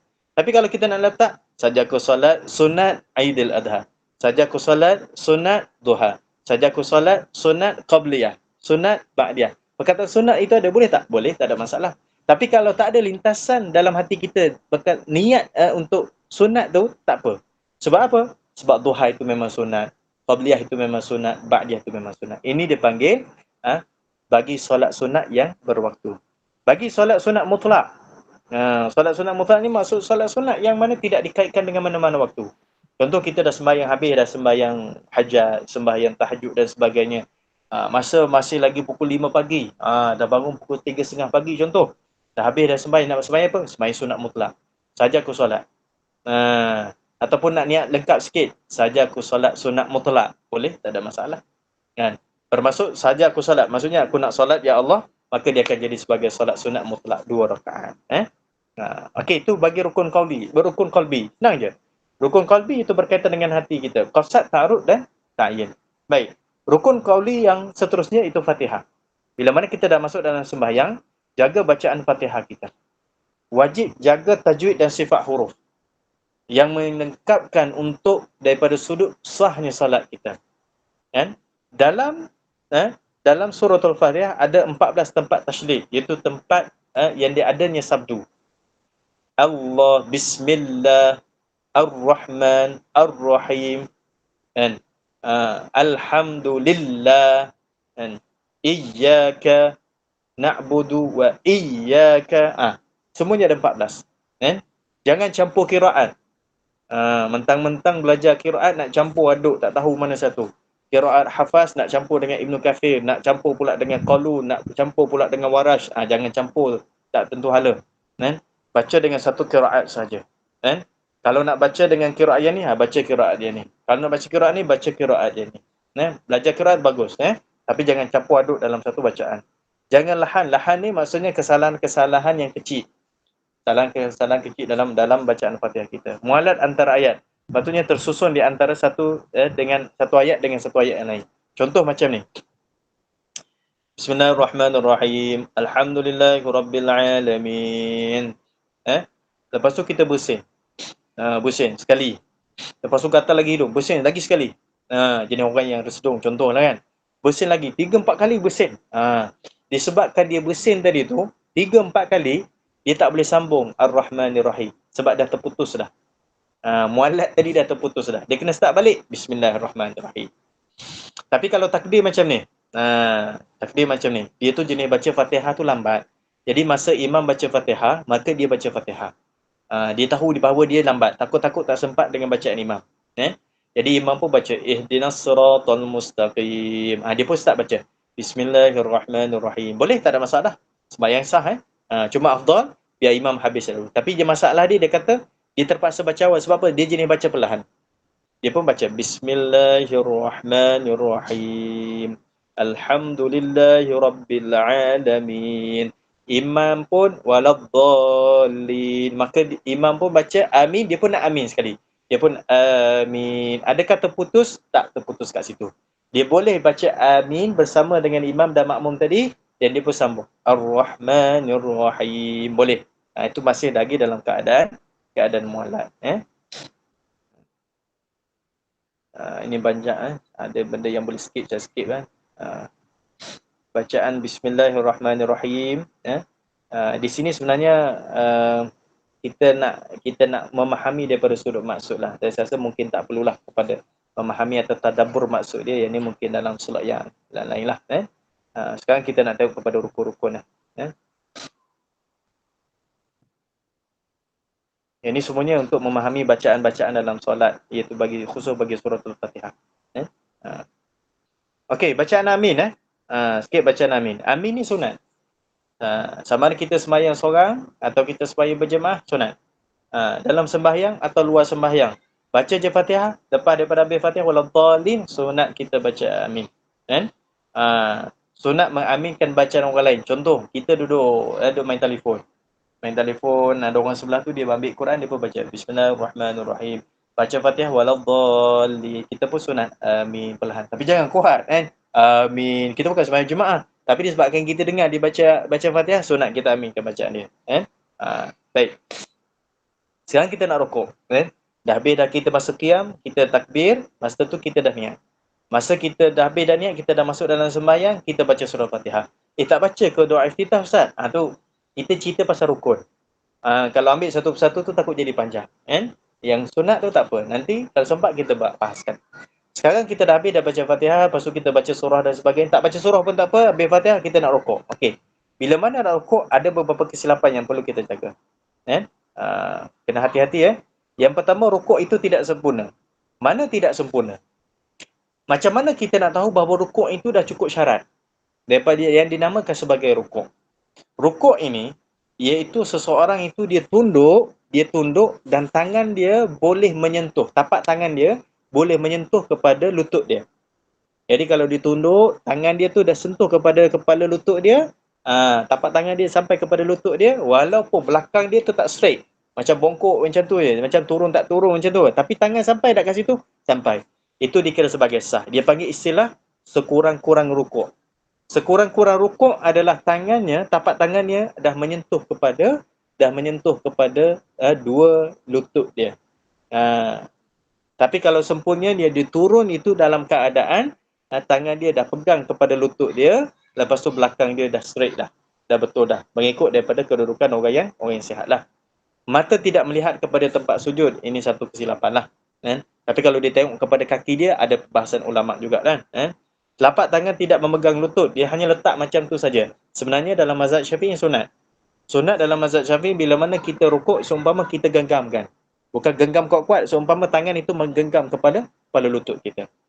Aurat ternampak ketika mana rukuk. Ini terutamanya orang lelaki. Yang jenis pakai baju tu, baju dia terangkat di belakang. Ataupun yang saya sebut dalam perbahasan minggu lepas, iaitu dia nampak daripada pandangan atas. Sebab apa? Mungkin dia pakai keplekat bawah daripada kawasan pusat dia, maka masa dia rukuk itu baju dia kan terturun macam tu kan. Jadi nampak pada bahagian bawah daripada pusat dia. Itu dikira sebagai nampak aurat. Hati-hati Tidak tomak ninah. Tidak tomak ninah maksudnya dia turun itu tidak sampai kadar berhenti. Dia mesti berhenti seketika. Walaupun tak baca Subhana Rabbiyal Azim, Subhana Rabbiyal Azim, dia tak baca pun. Dia turun tadi tu, berhenti seketika, lepas tu dia bangkit terus. Berhenti seketika itulah dinamakan sebagai tomak ninah. Tidak ada tomak ninah, maka ketika itu dikira sebagai tidak sah. Okey, itu ada saya sebut berkaitan dengan sekurang-kurang untuk rukuk kan. Baik, syarat ketika pada kita nak rukuk, yang pertama tomak ninah tadi tu. Tomak ninah. Tomak ninah maksudnya berhenti seketika. Yang kedua, kita memang niat kita nak turun kepada rukuk. Kita nak turun kepada rukuk. Baik. Macam mana gambaran dia? Saya contohkan macam ni lah. Kita gambar-gambarkan, kita buat satu gambaran. Contoh kita tengah sembahyang, tiba-tiba kita nampak lipas terbang. Lipas ni kalau kita dah reset dia, kita dah spray dia tu kan, dia pening tu. Dia pening, dia terbang sana, terbang sini. Mata kita sambil baca tu, mata dia tengok lipas tu, kok dia terbang kat kita. Tengok-tengok, habis dah baca Fatihah, tengah baca surah. Lepas tu, kebetulan habis surah. Lipas tu datang terbang kat kita. Kita nak mengelak macam mana? Kita pun tunduk. Alang-alang tunduk, rukuk teruslah. Itu dia panggil bukan qasad untuk rukuk. Kita mengelak daripada lipas tadi tu kan. Maksud qasad ni maksud kita niat memang kita nak turun kepada rukuk. Yang tadi tu kebetulan kita mengelak lipas yang datang terbang tadi tu, alang-alang badan kita dah bongkok dah sikit, turun teruslah rukuk. Tak boleh. Wajib dia bangkit balik duduk dalam keadaan qiyam, lepas tu dia turun kepada rukuk. Dengan syarat dia memang nak rukuk. Itu dimasukkan qasad untuk rukuk. Dia nak kepada rukuk. Jadi tak boleh kalau kebetulan tak boleh. Sama juga dengan sujud dan sebagainya. Ini kedudukan yang sempurna. Orang perempuan itu kena tengok disunatkan dia rapat. Semua kaedah dalam orang perempuan yang kita sebut tadi. Bila mana angkat tangan takbir, bila mana rukuk, tangan itu dirapatkan. Kenapa? Itu menggambarkan kesopanan seorang wanita bila mana kita solat. Orang lelaki sunat dibuka sedikit. Sunat dibuka. Dia nak jadi straight tu dia latih kita latih. Dan kadang-kadang kita kena tunduk depan cermin tengok macam mana biar ada orang betulkan kita kan. Jadikan sebagai latihan. Kadang-kadang kita duduk sembahyang kita tak tengok pun. Ini antara kadang-kadang kesalahan tu. Cuba tengok gambaran tu. Dia tak sampai kepada sikit kat sini yang ni. Tak sampai kepada lutut dia. Tak sampai kepada lutut dia. Ni dia kita sebagai tak sah ini terlalu khusyuk rukuk ni. Macam mana ni rukuk sampai kepada kepada bawah daripada lutut dia.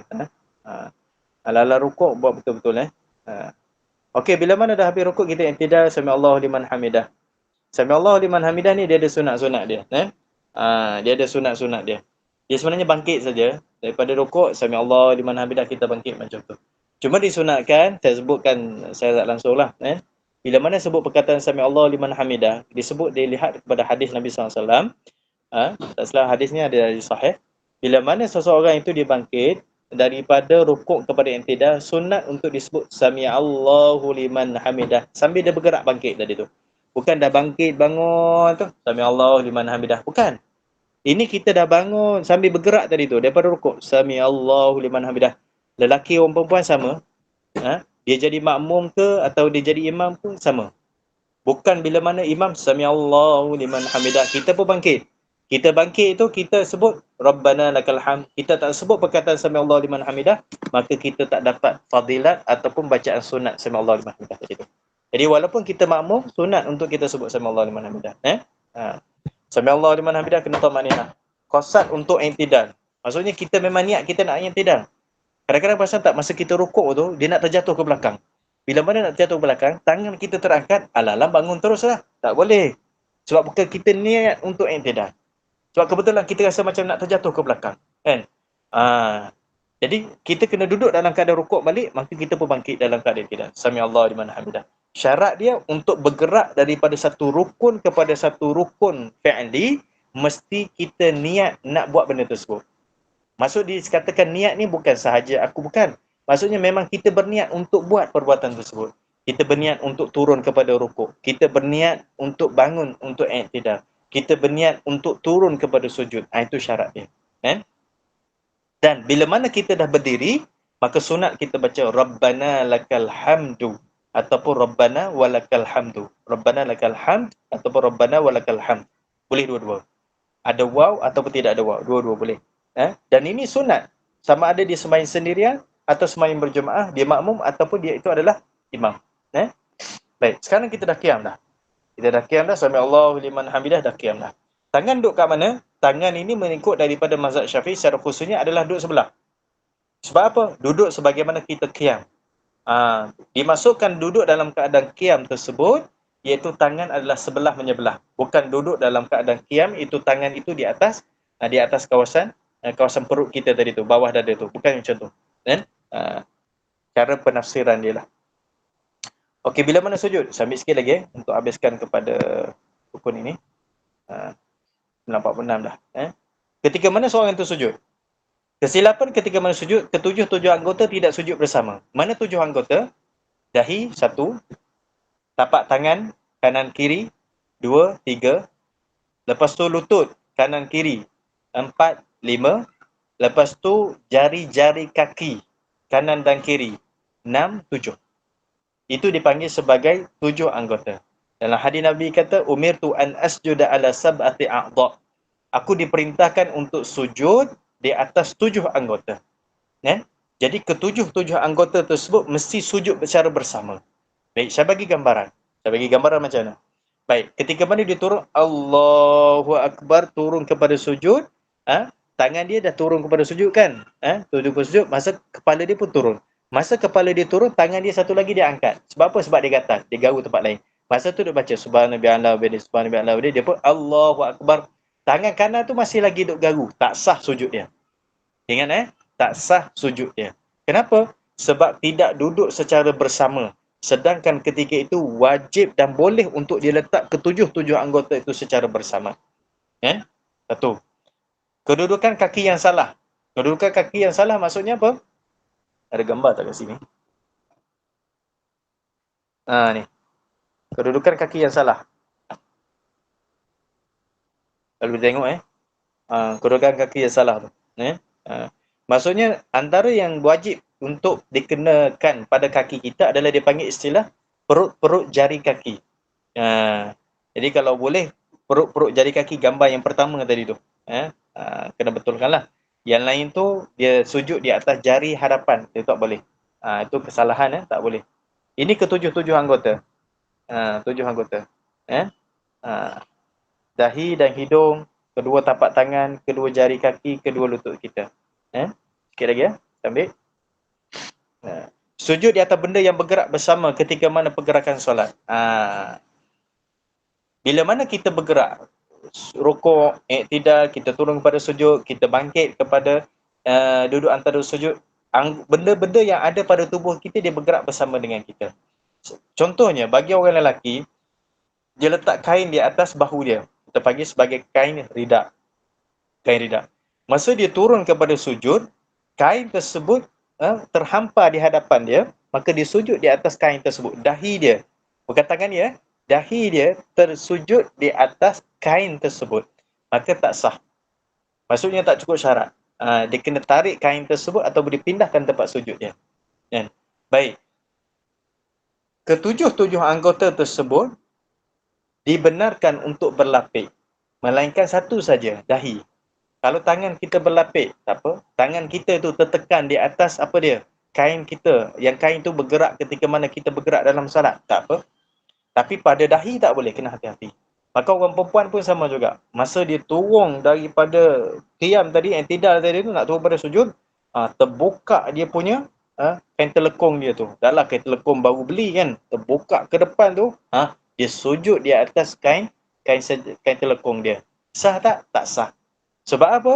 Sebab dia sujud di atas kain yang bergerak ketika mana dia bergerak dalam salat. Yang itu tak boleh. Kan? Caranya macam mana? Kain tu kena ditarik kan?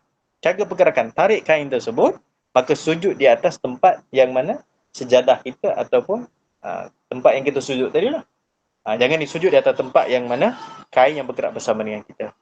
Sujud tempat bernajis, aurat ternampak ketika mana sujud, sama juga bagi orang lelaki, dan juga tidak ada tamakninah. Ini gambar-gambar dia lah.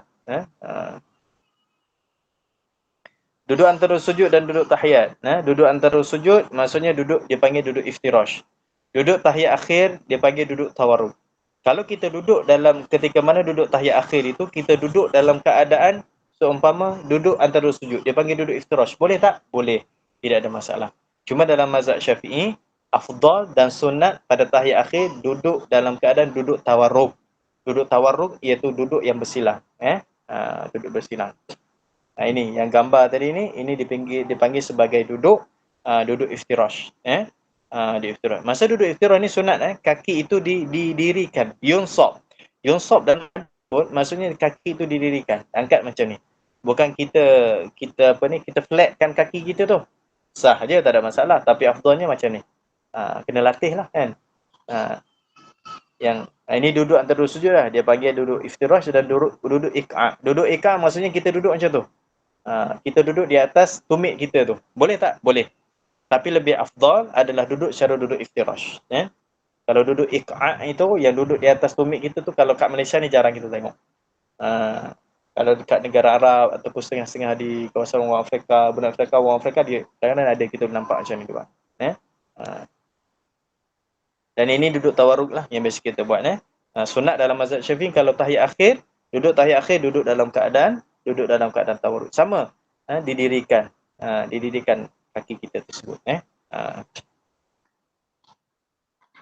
Baik, saya berhenti kat sini, insya-Allah kita sambung akan datang untuk bacaan tahiyat akhir. Bacaan tahiyat akhir dan ketika mana salam. Maaflah terpaksa laju-laju sikit. Tapi kalau terlalu laju pun macam terlalu kita nak kejar slide pun tak nak juga. Yang penting dia berkongsi lah daripada sudut perkongsian ilmu tersebut. Okey. Jadi kita pergi sesi soal jawab Ustaz, boleh? InsyaAllah. Boleh. Saya dah stop ke sharing? Belum lagi? Masih ada. Okey dah. Baik, alhamdulillah. Okey Ustaz, saya membacakan dulu soalan pada sesi yang pertama, sesi minggu lepas. Ada 4 soalan ni. Yang pertama daripada Puan Jamilah Sulaiman. Solat qada dalam waktu syuruk, bolehkah Ustaz? Boleh, tak ada masalah. sebab dia tidak ada waktu yang diharamkan bagi untuk sembahyang qada. Sah. Baik, Alhamdulillah. Soalan yang seterusnya daripada Puan Sarimah Muhammad. Ustaz, sekiranya sudah rukuk pada masa yang sama, was-was dan tak baca, dah baca ke Al-Fatihah ataupun belum, boleh ke ulang baca Al-Fatihah dan rukuk sekali lagi? Baik. Masa kita turun dah kepada rukuk, tiba-tiba kita datang was-was. Aku baca tak tadi Fatihah? Okey, cuba ingat. Kalau kita masih lagi tak ingat, kita rasa memang was-was kita tak baca lagi, ataupun tak makna kita baca atau tidak was-was, maka kita wajib bangkit balik. Bangkit, bangun kepada qiyam, lepas tu kita baca Fatihah. Baca Fatihah, lepas tu kita turun kepada rukuk balik. Dan wajiblah sebab kita tertinggal rukun tadi tu. Dan Baik, untuk soalan yang seterusnya daripada Puan Nurhijaf Ahmad. Ustaz, boleh tak kita buat qada solat subuh, zuhur, asar, maghrib dan isyak selepas solat duha? boleh, tidak ada masalah. Cuma kaedah untuk kita qada solat ini, kata ulama, sekiranya orang tersebut ada solat yang qada yang agak banyak, supaya dia lebih istiqamah, setiap kali selesai solat fardu, maka buatlah qada fardu tersebut. Contoh lepas subuh, maka qadalah subuh. Lepas asar, qadalah asar. Tapi kalau kita nak buat sekaligus, waktu duha ada masa kita nak qada zuhur, asar, subuh, maghrib, isyak sekaligus, boleh, tidak ada masalah. Baik, Alhamdulillah. Soalan yang terakhir, macam mana niat gabungkan solat sunat? Contoh solat sunat wudu dan qabliyah. Baik. Sebaiknya kita tak perlu niat gabung, kita niatkan satu sahaja. Contoh kita dah sembahyang sunat, kita nak sembahyang sunat wudu sebab kita baru lepas berwudu, tapi kita nak sembahyang qabliyah. Maka kata ulama, kita niat saja sembahyang sunat qabliyah, maka kita akan dapat pahala sunat wudu tadi. Sebab apa? Sebab dia berantaian. Sebab kita baru je berwudu tadi kan. Maka ulama kata niat satu saja, maka dah dikira sebagai tarik. Sama juga kalau kita datang ke masjid, kita ambil wuduk, lepas tu kita naik ke masjid nak sembahyang. Kebetulan orang dah habis dah sembahyang, maka kita niat sembahyang sunat qabliyah. Maka di situ kita dapat 3 kata ulama. Sembahyang sunat wuduk kita dapat, sembahyang sunat tahiyatul masjid kita dapat, sembahyang sunat qabliyah pun kita dapat dengan hanya diniatkan satu. Wallahu. Baik. Dipersilakan kepada sekiranya ada jemaah di sini yang ingin bertanyakan soalan kepada Al-Fadhil Ustaz, silakan. Assalamualaikum Ustaz. Assalamualaikum. Kalau kita semayang sunat ba'diyah, kita gabungkan sekali dengan sunat hajat, sunat taubat, boleh? Boleh, tidak ada masalah. Cuma kata ulama lebih afdal untuk kita asingkan. Kenapa? Kerana pertama, kedudukan solat itu adalah solat yang ada autoriti tersendiri. Sembahyang sunat taubat dia ada autoriti dia, sembahyang hajat dia atau ada autoriti dia, sembahyang sunat qabliyah pun ada. Tapi kalau digabungkan boleh, tidak ada masalah. Kan? Tetapi yang lebih afdal adalah diasingkan satu persatu. Sama juga dengan yang sunat wuduk tadi tu. Wuduk, tahiyatul masjid dengan qabliyah, sunat adalah diasingkan. Tapi kalau digabungkan boleh, tidak ada masalah. Macam mana niat dia Ustaz? Ya? Kalau kita gabungkan semua, macam mana kita nak niat tu? Baik, ada 2 cara. Cara yang pertama, kita niat saja sembahyang qabliyah atau kita niat ba'diyah tersebut. Maka di dalam tersebut kita sembahyang sebagaimana biasa, maka kita letakkan mana-mana hajat kita. Doa kita ketika mana sujud atau lepas sembahyang, maka dah dikira sebagai kita dah ada menyelesaikan hajat kita. Kata ulama satu lagi, kita gabungkan dengan niat saja ke solat sunat ba'diyah dan sembahyang solat ba'diyah dan solat taubat. Boleh, tidak ada masalah. 2 rakaat lah, dia tak jadi 4, tetap 2.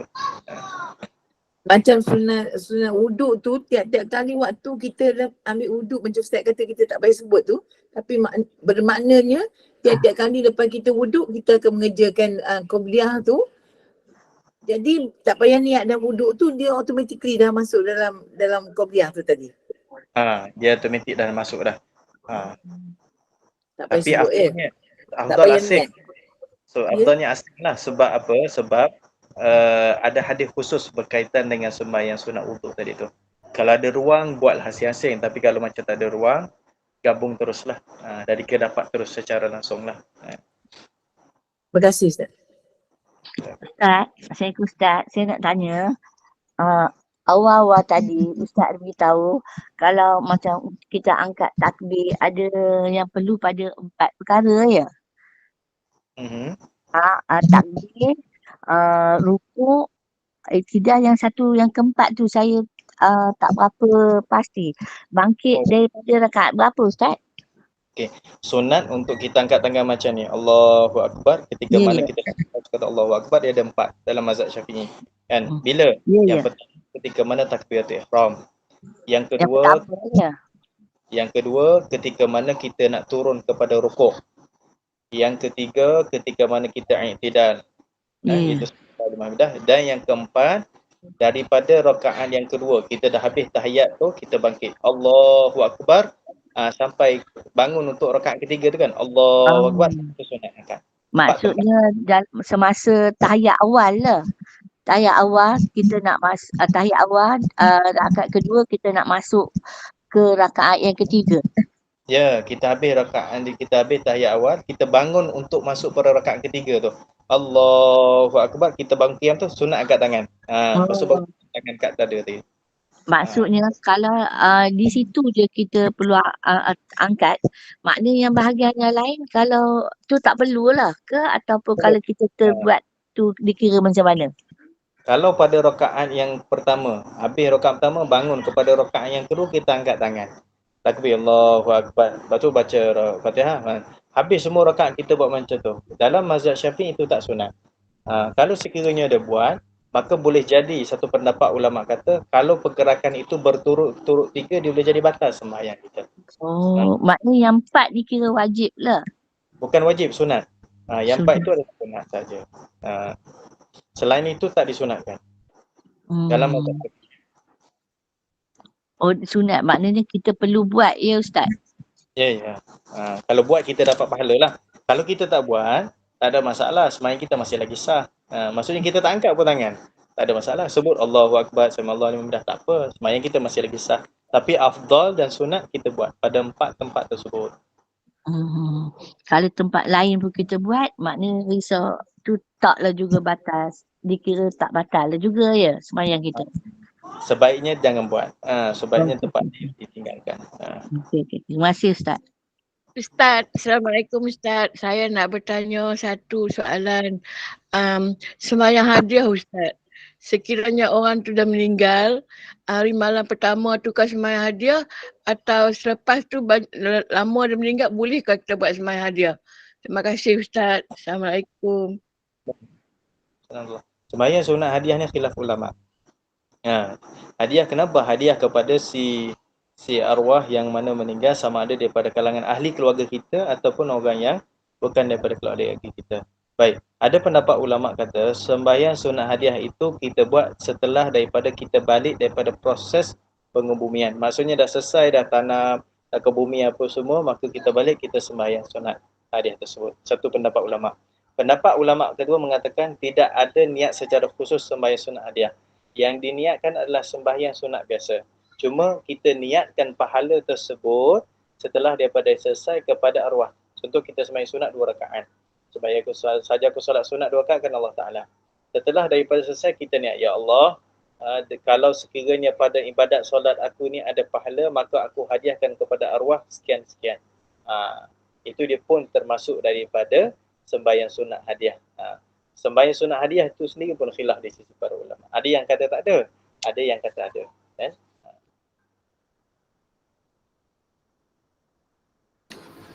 Assalamualaikum. Ustaz. Ustaz, di awal daurah tadi saya minta maaf kalau saya salah mendengar. Ustaz kata kalau kita tak tahu membezakan antara sunat dan perkara rukun, maknanya kena buat semua. Tapi macam mana kalau dia ada yang ditinggal sunat?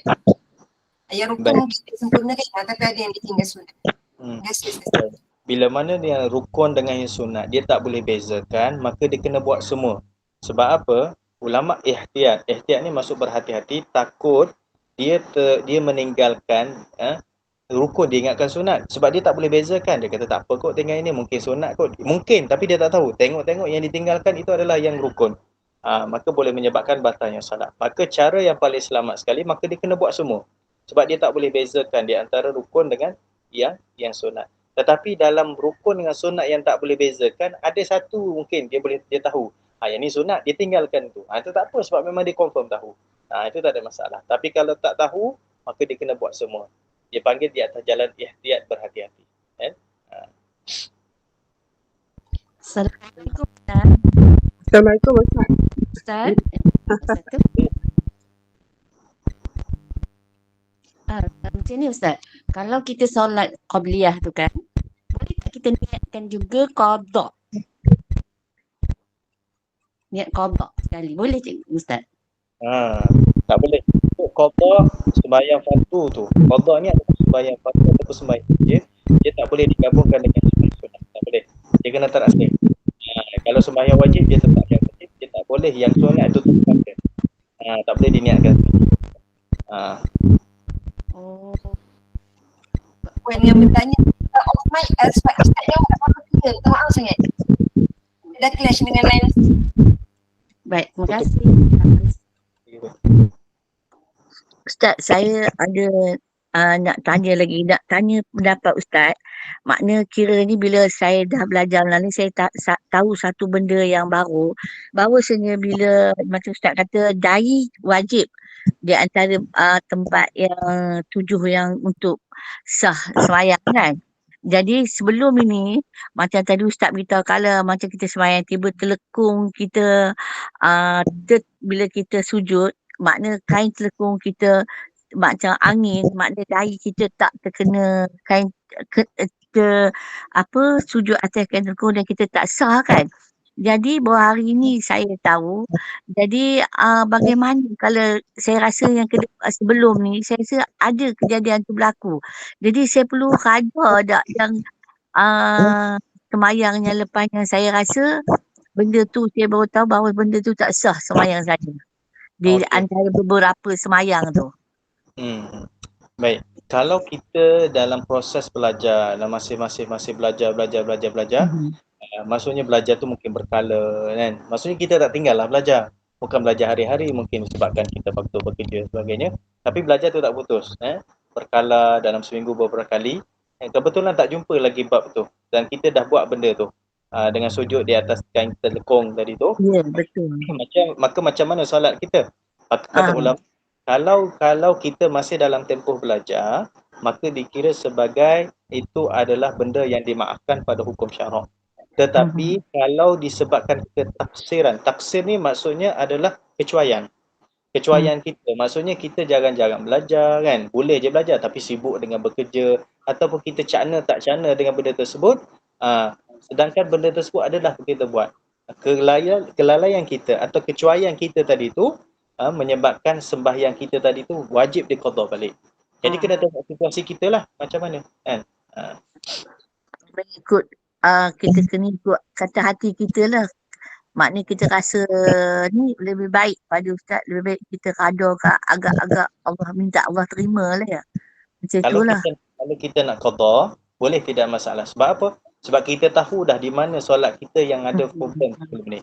Maksud kita agak benda ni ada masalah. Kalau daripada sudut hukum syaratnya tidak sah, maka kita nak qada yang tu, boleh tak? Boleh, tidak ada masalah kan? Walaupun kita dah melalui proses belajar dan kita tak jumpa lagi bab itu. Apatah lagi kalau kita ni dalam kecuaian kita tak cakna dalam bab-bab tertentu, dalam bab solat menyebabkan benda tersebut berlaku, itu memang wajiblah kita qada kan. Terima kasih Ustaz. Ustaz, ada satu lagi soalan. Ustaz, ringkas tu soalan yang pasal bacaan terlalu kuat sehingga terdengar kepada orang yang selang satu dari kita tu. Tadi Ustaz kata hukum dia haram. Haram pada bacaan, kondisi solat tu macam mana Ustaz? Baik. Kalau orang yang kedua, orang yang pertama maksudnya orang yang sebelah kanan kita orang yang pertama. Orang yang kedua dengar itu dikira sebagai makruh, dia tak haram lagi. Lebih daripada yang tu dikira sebagai haram. Haram apa dia? Sembahyang kita masih sah, tapi haram perbuatan kita. Perbuatan menguatkan bacaan tadi. Okey, saya buat satu analogi ataupun perbandingan senang faham. Ini contoh, minta maaf tak ada kaitan dengan apa-apa, tapi contoh untuk memahamkan hukum. Seorang suami dia melafazkan cerai kepada isteri dia, sedangkan isteri ketika itu berada dalam haid, iaitu uzur. Seorang lelaki melafazkan talak, iaitu cerai, kepada isteri dia yang berada dalam keadaan uzur, itu dalam keadaan haid. Talak tersebut jatuh, tetapi perbuatan itu haram. Perbuatan itu haram. Maksudnya hukum berjalan macam biasa, tetapi perbuatan dia melafazkan tadi itu dikira sebagai haram. Jadi sama juga orang lelaki tadi tu, orang yang sembahyang berjemaah tadi tu, dia baca tadi tu, hukum berjalan maksudnya masih lagi sah, tetapi perbuatan dia menguatkan bacaan tadi tu dikira sebagai haram. Kerana apa? Kerana mengganggu orang lain untuk solat. Itu maksud dia. Sembahyang macam biasa, jalan macam biasa je kan. Tak ada masalah. Ustaz, iktidal tu rukunnya Ustaz? Iktidal rukun. Maksudnya iktidal daripada rukuk kita bangkit, itu dipanggil sebagai iktidal. Cuma sebutan Sami Allah liman hamidah, Rabbana lakal hamd, itu adalah sunat. Perbuatan iktidal tu wajib. Jadi maknanya orang kadang-kadang yang jadi masalah kadang-kadang ni orang sembahyang duduk ni Ustaz. Sembahyang duduk ni kadang-kadang bila dah sujud, Masya Allah, rasa macam tak buat iktidal. Jadi kita tak kira lah bahagian tu, kita kena buat satu rekat balik lah. Dia kalau sekiranya dia sampai kepada rukun yang seterusnya, setengah ulama kata jalan je. Jalan je, lepas tu nanti buatlah kepada rakaat yang tambah rakaat. Satu lagi ulama kata kalau baru-baru je boleh bangkit terus. Sambung buat iktidal kita. Maksudnya bangkit duduk dalam keadaan rukuk, lepas tu kita sami Allah liman hamidah, lepas tu kita baru turun balik kepada rukuk. Kan? Lainlah kalau kita dah sujud pada sujud yang kedua dah, itu tak payahlah, tak payah undur lah. Sujud yang kedua bangkit terus lah lepas tu. Kan? Kalau misal kata sembahyang duduk ni tadi kita dah sujud, lepas tu baru kita ingat kita tak sembahyang, kita tak buat iktidal tu, kita boleh buat iktidal saja balik semula ataupun kita kena buat satu rukun lagi. Boleh dengan cara kita bangun duduk kepada rukuk balik. Bangun duduk kepada rukuk balik sebab apa? Sebab jarak tu masih lagi dekat. Jarak masih lagi dekat. Sebab kita telah meninggalkan rukun tadi tu. Tapi kalau kita sembahyang sunat tak boleh kan Ustaz? Sembahyang sunat kita kena sama. Boleh juga, kita boleh undur balik. Ya, boleh sama. balik. Sama. Sebab bila mana kita solat sunat atau solat fardu, dalam solat sunat itu pun ada rukun sebagaimana solat fardu. Jadi makna kalau kita dah sujud tu kita boleh bangun buat iktidal balik. Tu tak payah kita baca Fatihah balik macam biasa naik, tak payah. Kita iktidal je. Baik. Bangun kepada rukuk tu. Bangun dah sujud kan? Duduk pada rukuk dah. Duduk kepada rukuk. Bangun balik duduk kepada kedudukan rukuk. Jangan bukan bangun baca Fatihah, tak ada. Okey. Sebab kita tak buat iktidal je kan. Okey. Terima kasih Ustaz. Ada soalan di chat ni. Okey, daripada Puan Nur Aini. Ustaz, ada yang letak tangan dekat dada tu mazhab apa? Itu mazhab susah saya nak kata lah tu. Sebab hadis Nabi kata macam ni. Dalam satu hadis Nabi SAW, Nabi kata Nabi meletakkan tangan ala sadri, di atas dada dia. Zahir hadis tersebut atas dada. Jadi difaham secara zahir atas dada lah. Tapi ijtihad daripada keempat mazhab tersebut bukan atas dada ni. Sebagaimana saya sebut tadi lah. Kaedah atas dada maksudnya atas daripada pusat dan di bawah daripada dada. Itu cara ulama fiqh memahami hadis. Dia panggil kaedah istinbatul ahkam. Jadi kalau ada orang letak tangan di atas dada, kita nak kata sembahyang dia batal tak? Tak boleh batal, tak boleh kata. Tapi daripada keempat mazhab tersebut, tak ada tangan yang letak di atas dada. Baik, soalan seterusnya daripada chat ni.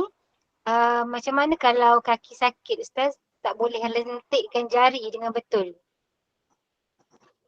Kalau tak boleh, tidak ada masalah. La yukallifullahu nafsan illa wus'aha. Allah Ta'ala tak suruh kita buat benda yang luar daripada kemampuan kita. Maka kita pasakkan kaki kita. Contoh ini lantai, tempat sujud. Kaki kita letak straight macam tu je. Kita tak boleh tekankan sebab sakit. Kita letak macam tu saja ketika mana sujud. Cukup dengan syarat kata macam tu. Mengikut sekadar kemampuan. Baik, soalan akhir di chat ni. Ustaz ada pendapat mengatakan lebih baik solat qada dari kita buat solat sunat sebelum subuh, dan begitu juga solat-solat yang lain lebih baik kita buat qada saja. Saya rasa soalan ni pernah kita bahas minggu lepas lah. Tapi sekarang kesimpulannya, sembahyang selagi mana kita ada hutang dengan Allah Ta'ala, maka selesailah hutang tersebut. Itu sembahyang qada. Itu ambil yang pendapat yang afdal sekali lah. tak perlu kita kejar sembahyang-sembahyang sunat. Sebab apa? Sebab kita banyak lagi hutang dengan Allah Subhanahu Wa Taala. Baik, ada lagi soalan tak? Kita bagi mungkin satu dua soalan. Ada yang kat tangan tu Mira. Assalamualaikum Ustaz. Ustaz saya nak tanya. Ustaz, misal kata orang yang lemah pergerakan dia Ustaz, macam daripada dia nak turun daripada satu rukun ke satu, misal kata dia tidak kan nak sujud tu, baca Allahu Akbar, tapi pergerakan dia tu lambat Ustaz. Maksudnya Allahu Akbar tu lepas dia dalam masa dia nak tu jadi dia Allahu Akbar tu dia dah jadi maknanya dia turun tu Allahu Akbar, tapi dia turun tu lambat tu Ustaz tu. Boleh ya macam Ustaz macam tu Ustaz? Okey. Sunat bila mana kita bergerak daripada satu rukun kepada satu rukun, pergerakan itu disertakan bersama dengan lafaz takbir intiqalat, iaitu Allahu Akbar. Jadi kalau kita nak turun kepada rukuk, Allahu Akbar, bergeraknya sekali dan sebutannya sekali. Itu secara normalnya. Tapi bagi orang yang mana ada masalah masyakkah ataupun keuzuran, sakit dan sebagainya, tak apa, tidak ada masalah. Benda tersebut tak boleh disekalikan. Kenapa? Kerana pergerakan mungkin adalah terbatas. Sebutan secara sekali dengan pergerakan itu adalah sunat. Tapi kalau dia tidak mampu, tidak ada masalah. Boleh. Ustaz, saya difahamkan dalam ceramah. Ini ceramah Ustaz dekat Afrika lah, bukan Ustaz kat Malaysia. Mengatakan kita orang yang uzur ni kan, tapi dia boleh rokok, tapi dia tak boleh sujud. So dia rokok tu dia boleh sempurna, tapi disebabkan nak membezakan antara dia rokok dengan sujud tu mesti lebih pada rokok, so dia kurangkanlah kesempurnaan dalam rokok tu. Maknanya dia tak sampailah kepada betul-betul atas kepala lutut kan tangannya. Dia tinggikan sikit. Dia tak buat sepatutnya. Tapi masa selagi boleh berdiri, dia suruh jangan duduk. Terus je tundukkan lagi badan kalau boleh. Jadi tangan kita dah duduk atas betis. Macam tu untuk membezakan antara sujud dengan rokok tadi. Tapi orang yang OKU ni ada masa dia boleh buat tu pada masa rakaat pertama. Tapi bila rakaat kedua dia dah tak mampu, dia boleh duduk pula. Jadi maknanya tak seragam lah. Ada yang pertama dia sujud, kaki tangan dia atas betis kan, melebihi daripada rokok. Yang kedua dia duduk pula atas kursi. Lepas tu dia rokok, dia boleh rokok sempurna, tapi sebab nak membezakan antara rokok dengan sujud, dia tinggikan sikit rokok dia tu. Macam mana tu Ustaz? Baik. Orang yang sembahyang dalam keadaan duduk, itu khilaf ulama. Tapi saya rasa lebih senang lah. Sebab banyak pendapat. Kadang-kadang kita tengok pendapat Ustaz ni macam ni dan sebagainya. Sebab benda tu sebut khilaf. Nabi sebut bila mana orang tak mampu maka duduk. Duduknya banyak. Duduk atas kursi, duduk di bawah, duduk besi dan semua duduk kan. Maka ada dia punya panduan solat yang telah dikeluarkan oleh Majlis Fatwa lah. Antaranya kat Kedah pun ada kan. Kedah pun ada, tak silap saya dia bahas, dia keluarkan satu fatwa khusus. Panduan. Jadi untuk situasi kita pakai benda macam tu pun tak ada masalah. Kan? Dengan cara kaedah duduk dalam solat. Baik, sekarang isunya adalah kita nak membezakan di antara rukuk dengan sujud. Kerana apa? Kerana sujud itu lebih rendah daripada rukuk. Sekarang kita mampu untuk rukuk dengan cara yang sempurna. Tetapi kita tak boleh turun kepada sujud. Maka rukuklah sebagaimana biasa. Cuma bila mana kita nak turun kepada sujud tersebut, maka kita itu duduk dalam keadaan rukuk, maka kita rendahkan lagi. Itu maksud dia. Supaya membezakan dia. Tapi ketika mana rakaat lain kita tak mampu buat macam tu, maka kita buat kadar yang termampu saja. Kan? Sebab apa? Sebab mungkin kita dah tak larat dah. Maksudnya membezakan saja. Beza sedikit pun tak apa. Itu maksud dia lah. Kan?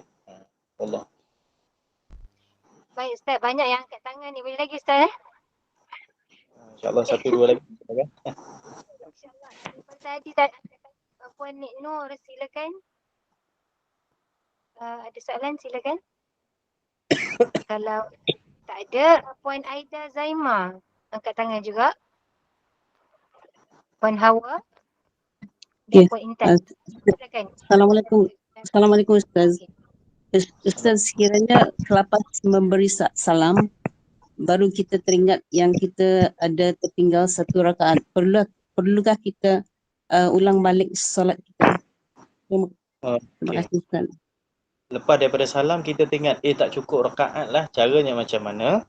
Tambah je satu rakaat. Maksudnya kita niat masuk balik dan sembahyang. Contoh, Assalamualaikum warahmatullahi wabarakatuh. Assalamualaikum warahmatullahi wabarakatuh. Kita pun duduk dalam keadaan istighfar. Astaghfirullahalazim. Baru je ataupun lepas bagi salam je.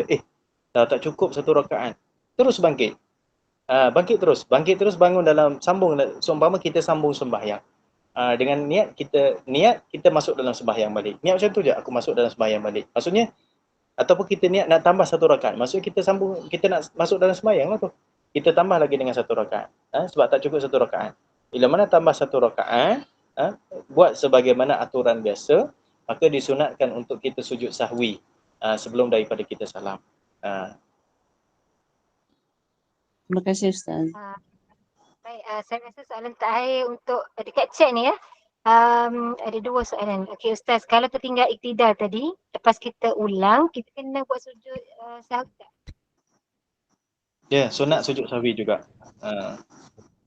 Baik, alhamdulillah. Okey, yang terakhir, jika kita lakukan solat qada setiap kali lepas solat fardu, boleh ke selepas tu kita lakukan solat sunat pula? Jika kita masih berusaha pada solat setiap kali selepas solat fardu, boleh ke kita solat sunat hajat? Sekejap. Baik. Ada pendapat yang masih lagi mengharuskan untuk kita solat sunat. Solat sunat sekalipun kita masih lagi ada hutang solat-solat qada. Tapi dengan syarat kita dengan istiqamah mengekali sembahyang qada tersebut. Lepas sembahyang zuhur kita pun buat sembahyang qada zuhur, asar kita buat qada asar, lepas subuh kita buat, lepas isyak pun kita buat juga. Maka kita pun ada ruang sedikit dengan hajatnya dalam hati kan. Kita nak buat juga sembahyang sunat, boleh tak? Boleh kata ulama. Tidak jatuh kepada batal. Cuma daripada sudut afdalnya adalah kita sambung tu. Cuma kita nak buat qada 4 rakaat agak semacam tak larat. Tapi kalau buat 2 rakaat boleh tak? Kita pun buat. Apa dia? Kita buat sembahyang sunat, witir ke sebagai contoh, boleh kata ulama. Masih lagi ada ruang. Baik, sekiranya ada lagi soalan. Ada satu lagi, minta maaf. Ada satu je lagi. Witir Ustaz, kalau kita dah buat sunat, kita dah solat biasa, lepas tu kita dah buat qada, jadi kita nak buat witir 1 rakaat je boleh tak Ustaz? Boleh. Sekurang-kurangnya witir adalah 1 rakaat. Lepas tu sekurang-kurangnya afdal 3 rakaat. Boleh, tak ada masalah. Tidak mendatangkan makruh atau haram ni Ustaz? Tak apa. Sebab apa? Sebab kata ada pendapat ulama mengatakan masih lagi bolehkan. Kenapa? Kerana kita dah buat juga yang qada kita dalam masa sama dan kita tak tinggal pun yang qada tadi tu. Masih lagi buat tapi dengan cara berselang-selang di antara sembahyang fardu. Cuma ruang tu ada, kita tak nak tinggal witir lah sebab nak ambil fadilat witir tadi tu, boleh buat. Silakan. Tak salah. Terima kasih. Alhamdulillah. Kita sambung pada minggu hadapan insyaAllah ya. InsyaAllah kita dah 10.21 insyaAllah. Alhamdulillah. Barakallahu fiikum. Jazakumullah khairan jazak kepada Al-Fadhil Ustaz Dr. Ahmad Mursyidi bin Mustafa di atas perkongsian dan pencerahan berkenaan dengan solat pada malam ini. Terima kasih juga kepada jemaah yang bertanyakan soalan sebentar tadi. Mudah-mudahan dapat menjawab setiap soalan atau kekeliruan serta kemusykilan berkenaan dengan solat pada malam ini. Semoga dengan pengisian daurah solat sesi yang kedua ini sedikit sebanyak dapat menambah ilmu pengetahuan kita, menambah baik serta memperbaiki ibadah solat kita sebelum ini agar ianya lebih mantap insyaAllah. Apabila seseorang itu cuba membetulkan solatnya, ia sebenarnya sedang membetulkan hidupnya insyaAllah. Terima kasih kepada tim Gubernur Iman, para jemaah sahabat pencinta ilmu yang telah mengimarakan daurah solat sesi yang pertama sebelum ini dan sesi yang kedua pada malam ini. Jutaan terima kasih kepada penginfak yang sudi dan sentiasa istiqamah berinfak khusus untuk program daurah solat ini dan juga berinfak untuk kuliah-kuliah yang dianjurkan oleh Gubernur Iman. Semoga Allah membalasnya dengan kebaikan yang banyak dan sentiasa di dalam lindungan dan rahmat Allah Subhanahu Wa Taala. Sebelum saya mengakhiri daurah solat bagi sesi yang kedua pada malam ini, saya ingin mewar-warkan daurah solat sesi yang ketiga, yakni yang terakhir akan diadakan pada minggu hadapan pada hari dan waktu yang sama pada 24 dari bulan 1 2024 bersamaan dengan 12 Rejab 1445 Hijrah. Dengan ini saya mewakili tim Gubernur Iman memohon maaf sekiranya di sepanjang daurah ini berlangsung ada kekurangan, kesilapan dan kekhilafan. Yang baik itu datang daripada Allah, tidak baik dan kelemahan itu, kekurangan itu datang daripada kami sendiri. Kita tangguh daurah solat kita pada malam ini. Bagi menutup majlis, mohon sekali lagi Al-Fadil Ustaz untuk membacakan tasbih, kafarah dan suratul Asr. Saya sudahi dengan wabillahi taufiq wal hidayah. Wassalamualaikum warahmatullahi wabarakatuh. Ma'assalamah wa ilal liqa. Subhanakallahumma wa Waalaikumsalam warahmatullahi wabarakatuh. astaghfiruka wa atubu ilaik. Wal 'asri innal insana lafi khusr illa alladziina aamanu wa 'amilus shalihaat wa tawassaw bil haqqi wa tawassaw bis sabr. Bismillahirrahmanirrahim. Alhamdulillahi rabbil alamin. Wassalamu ala asyrafil mursalin wa ala alihi washabbihi ajma'in.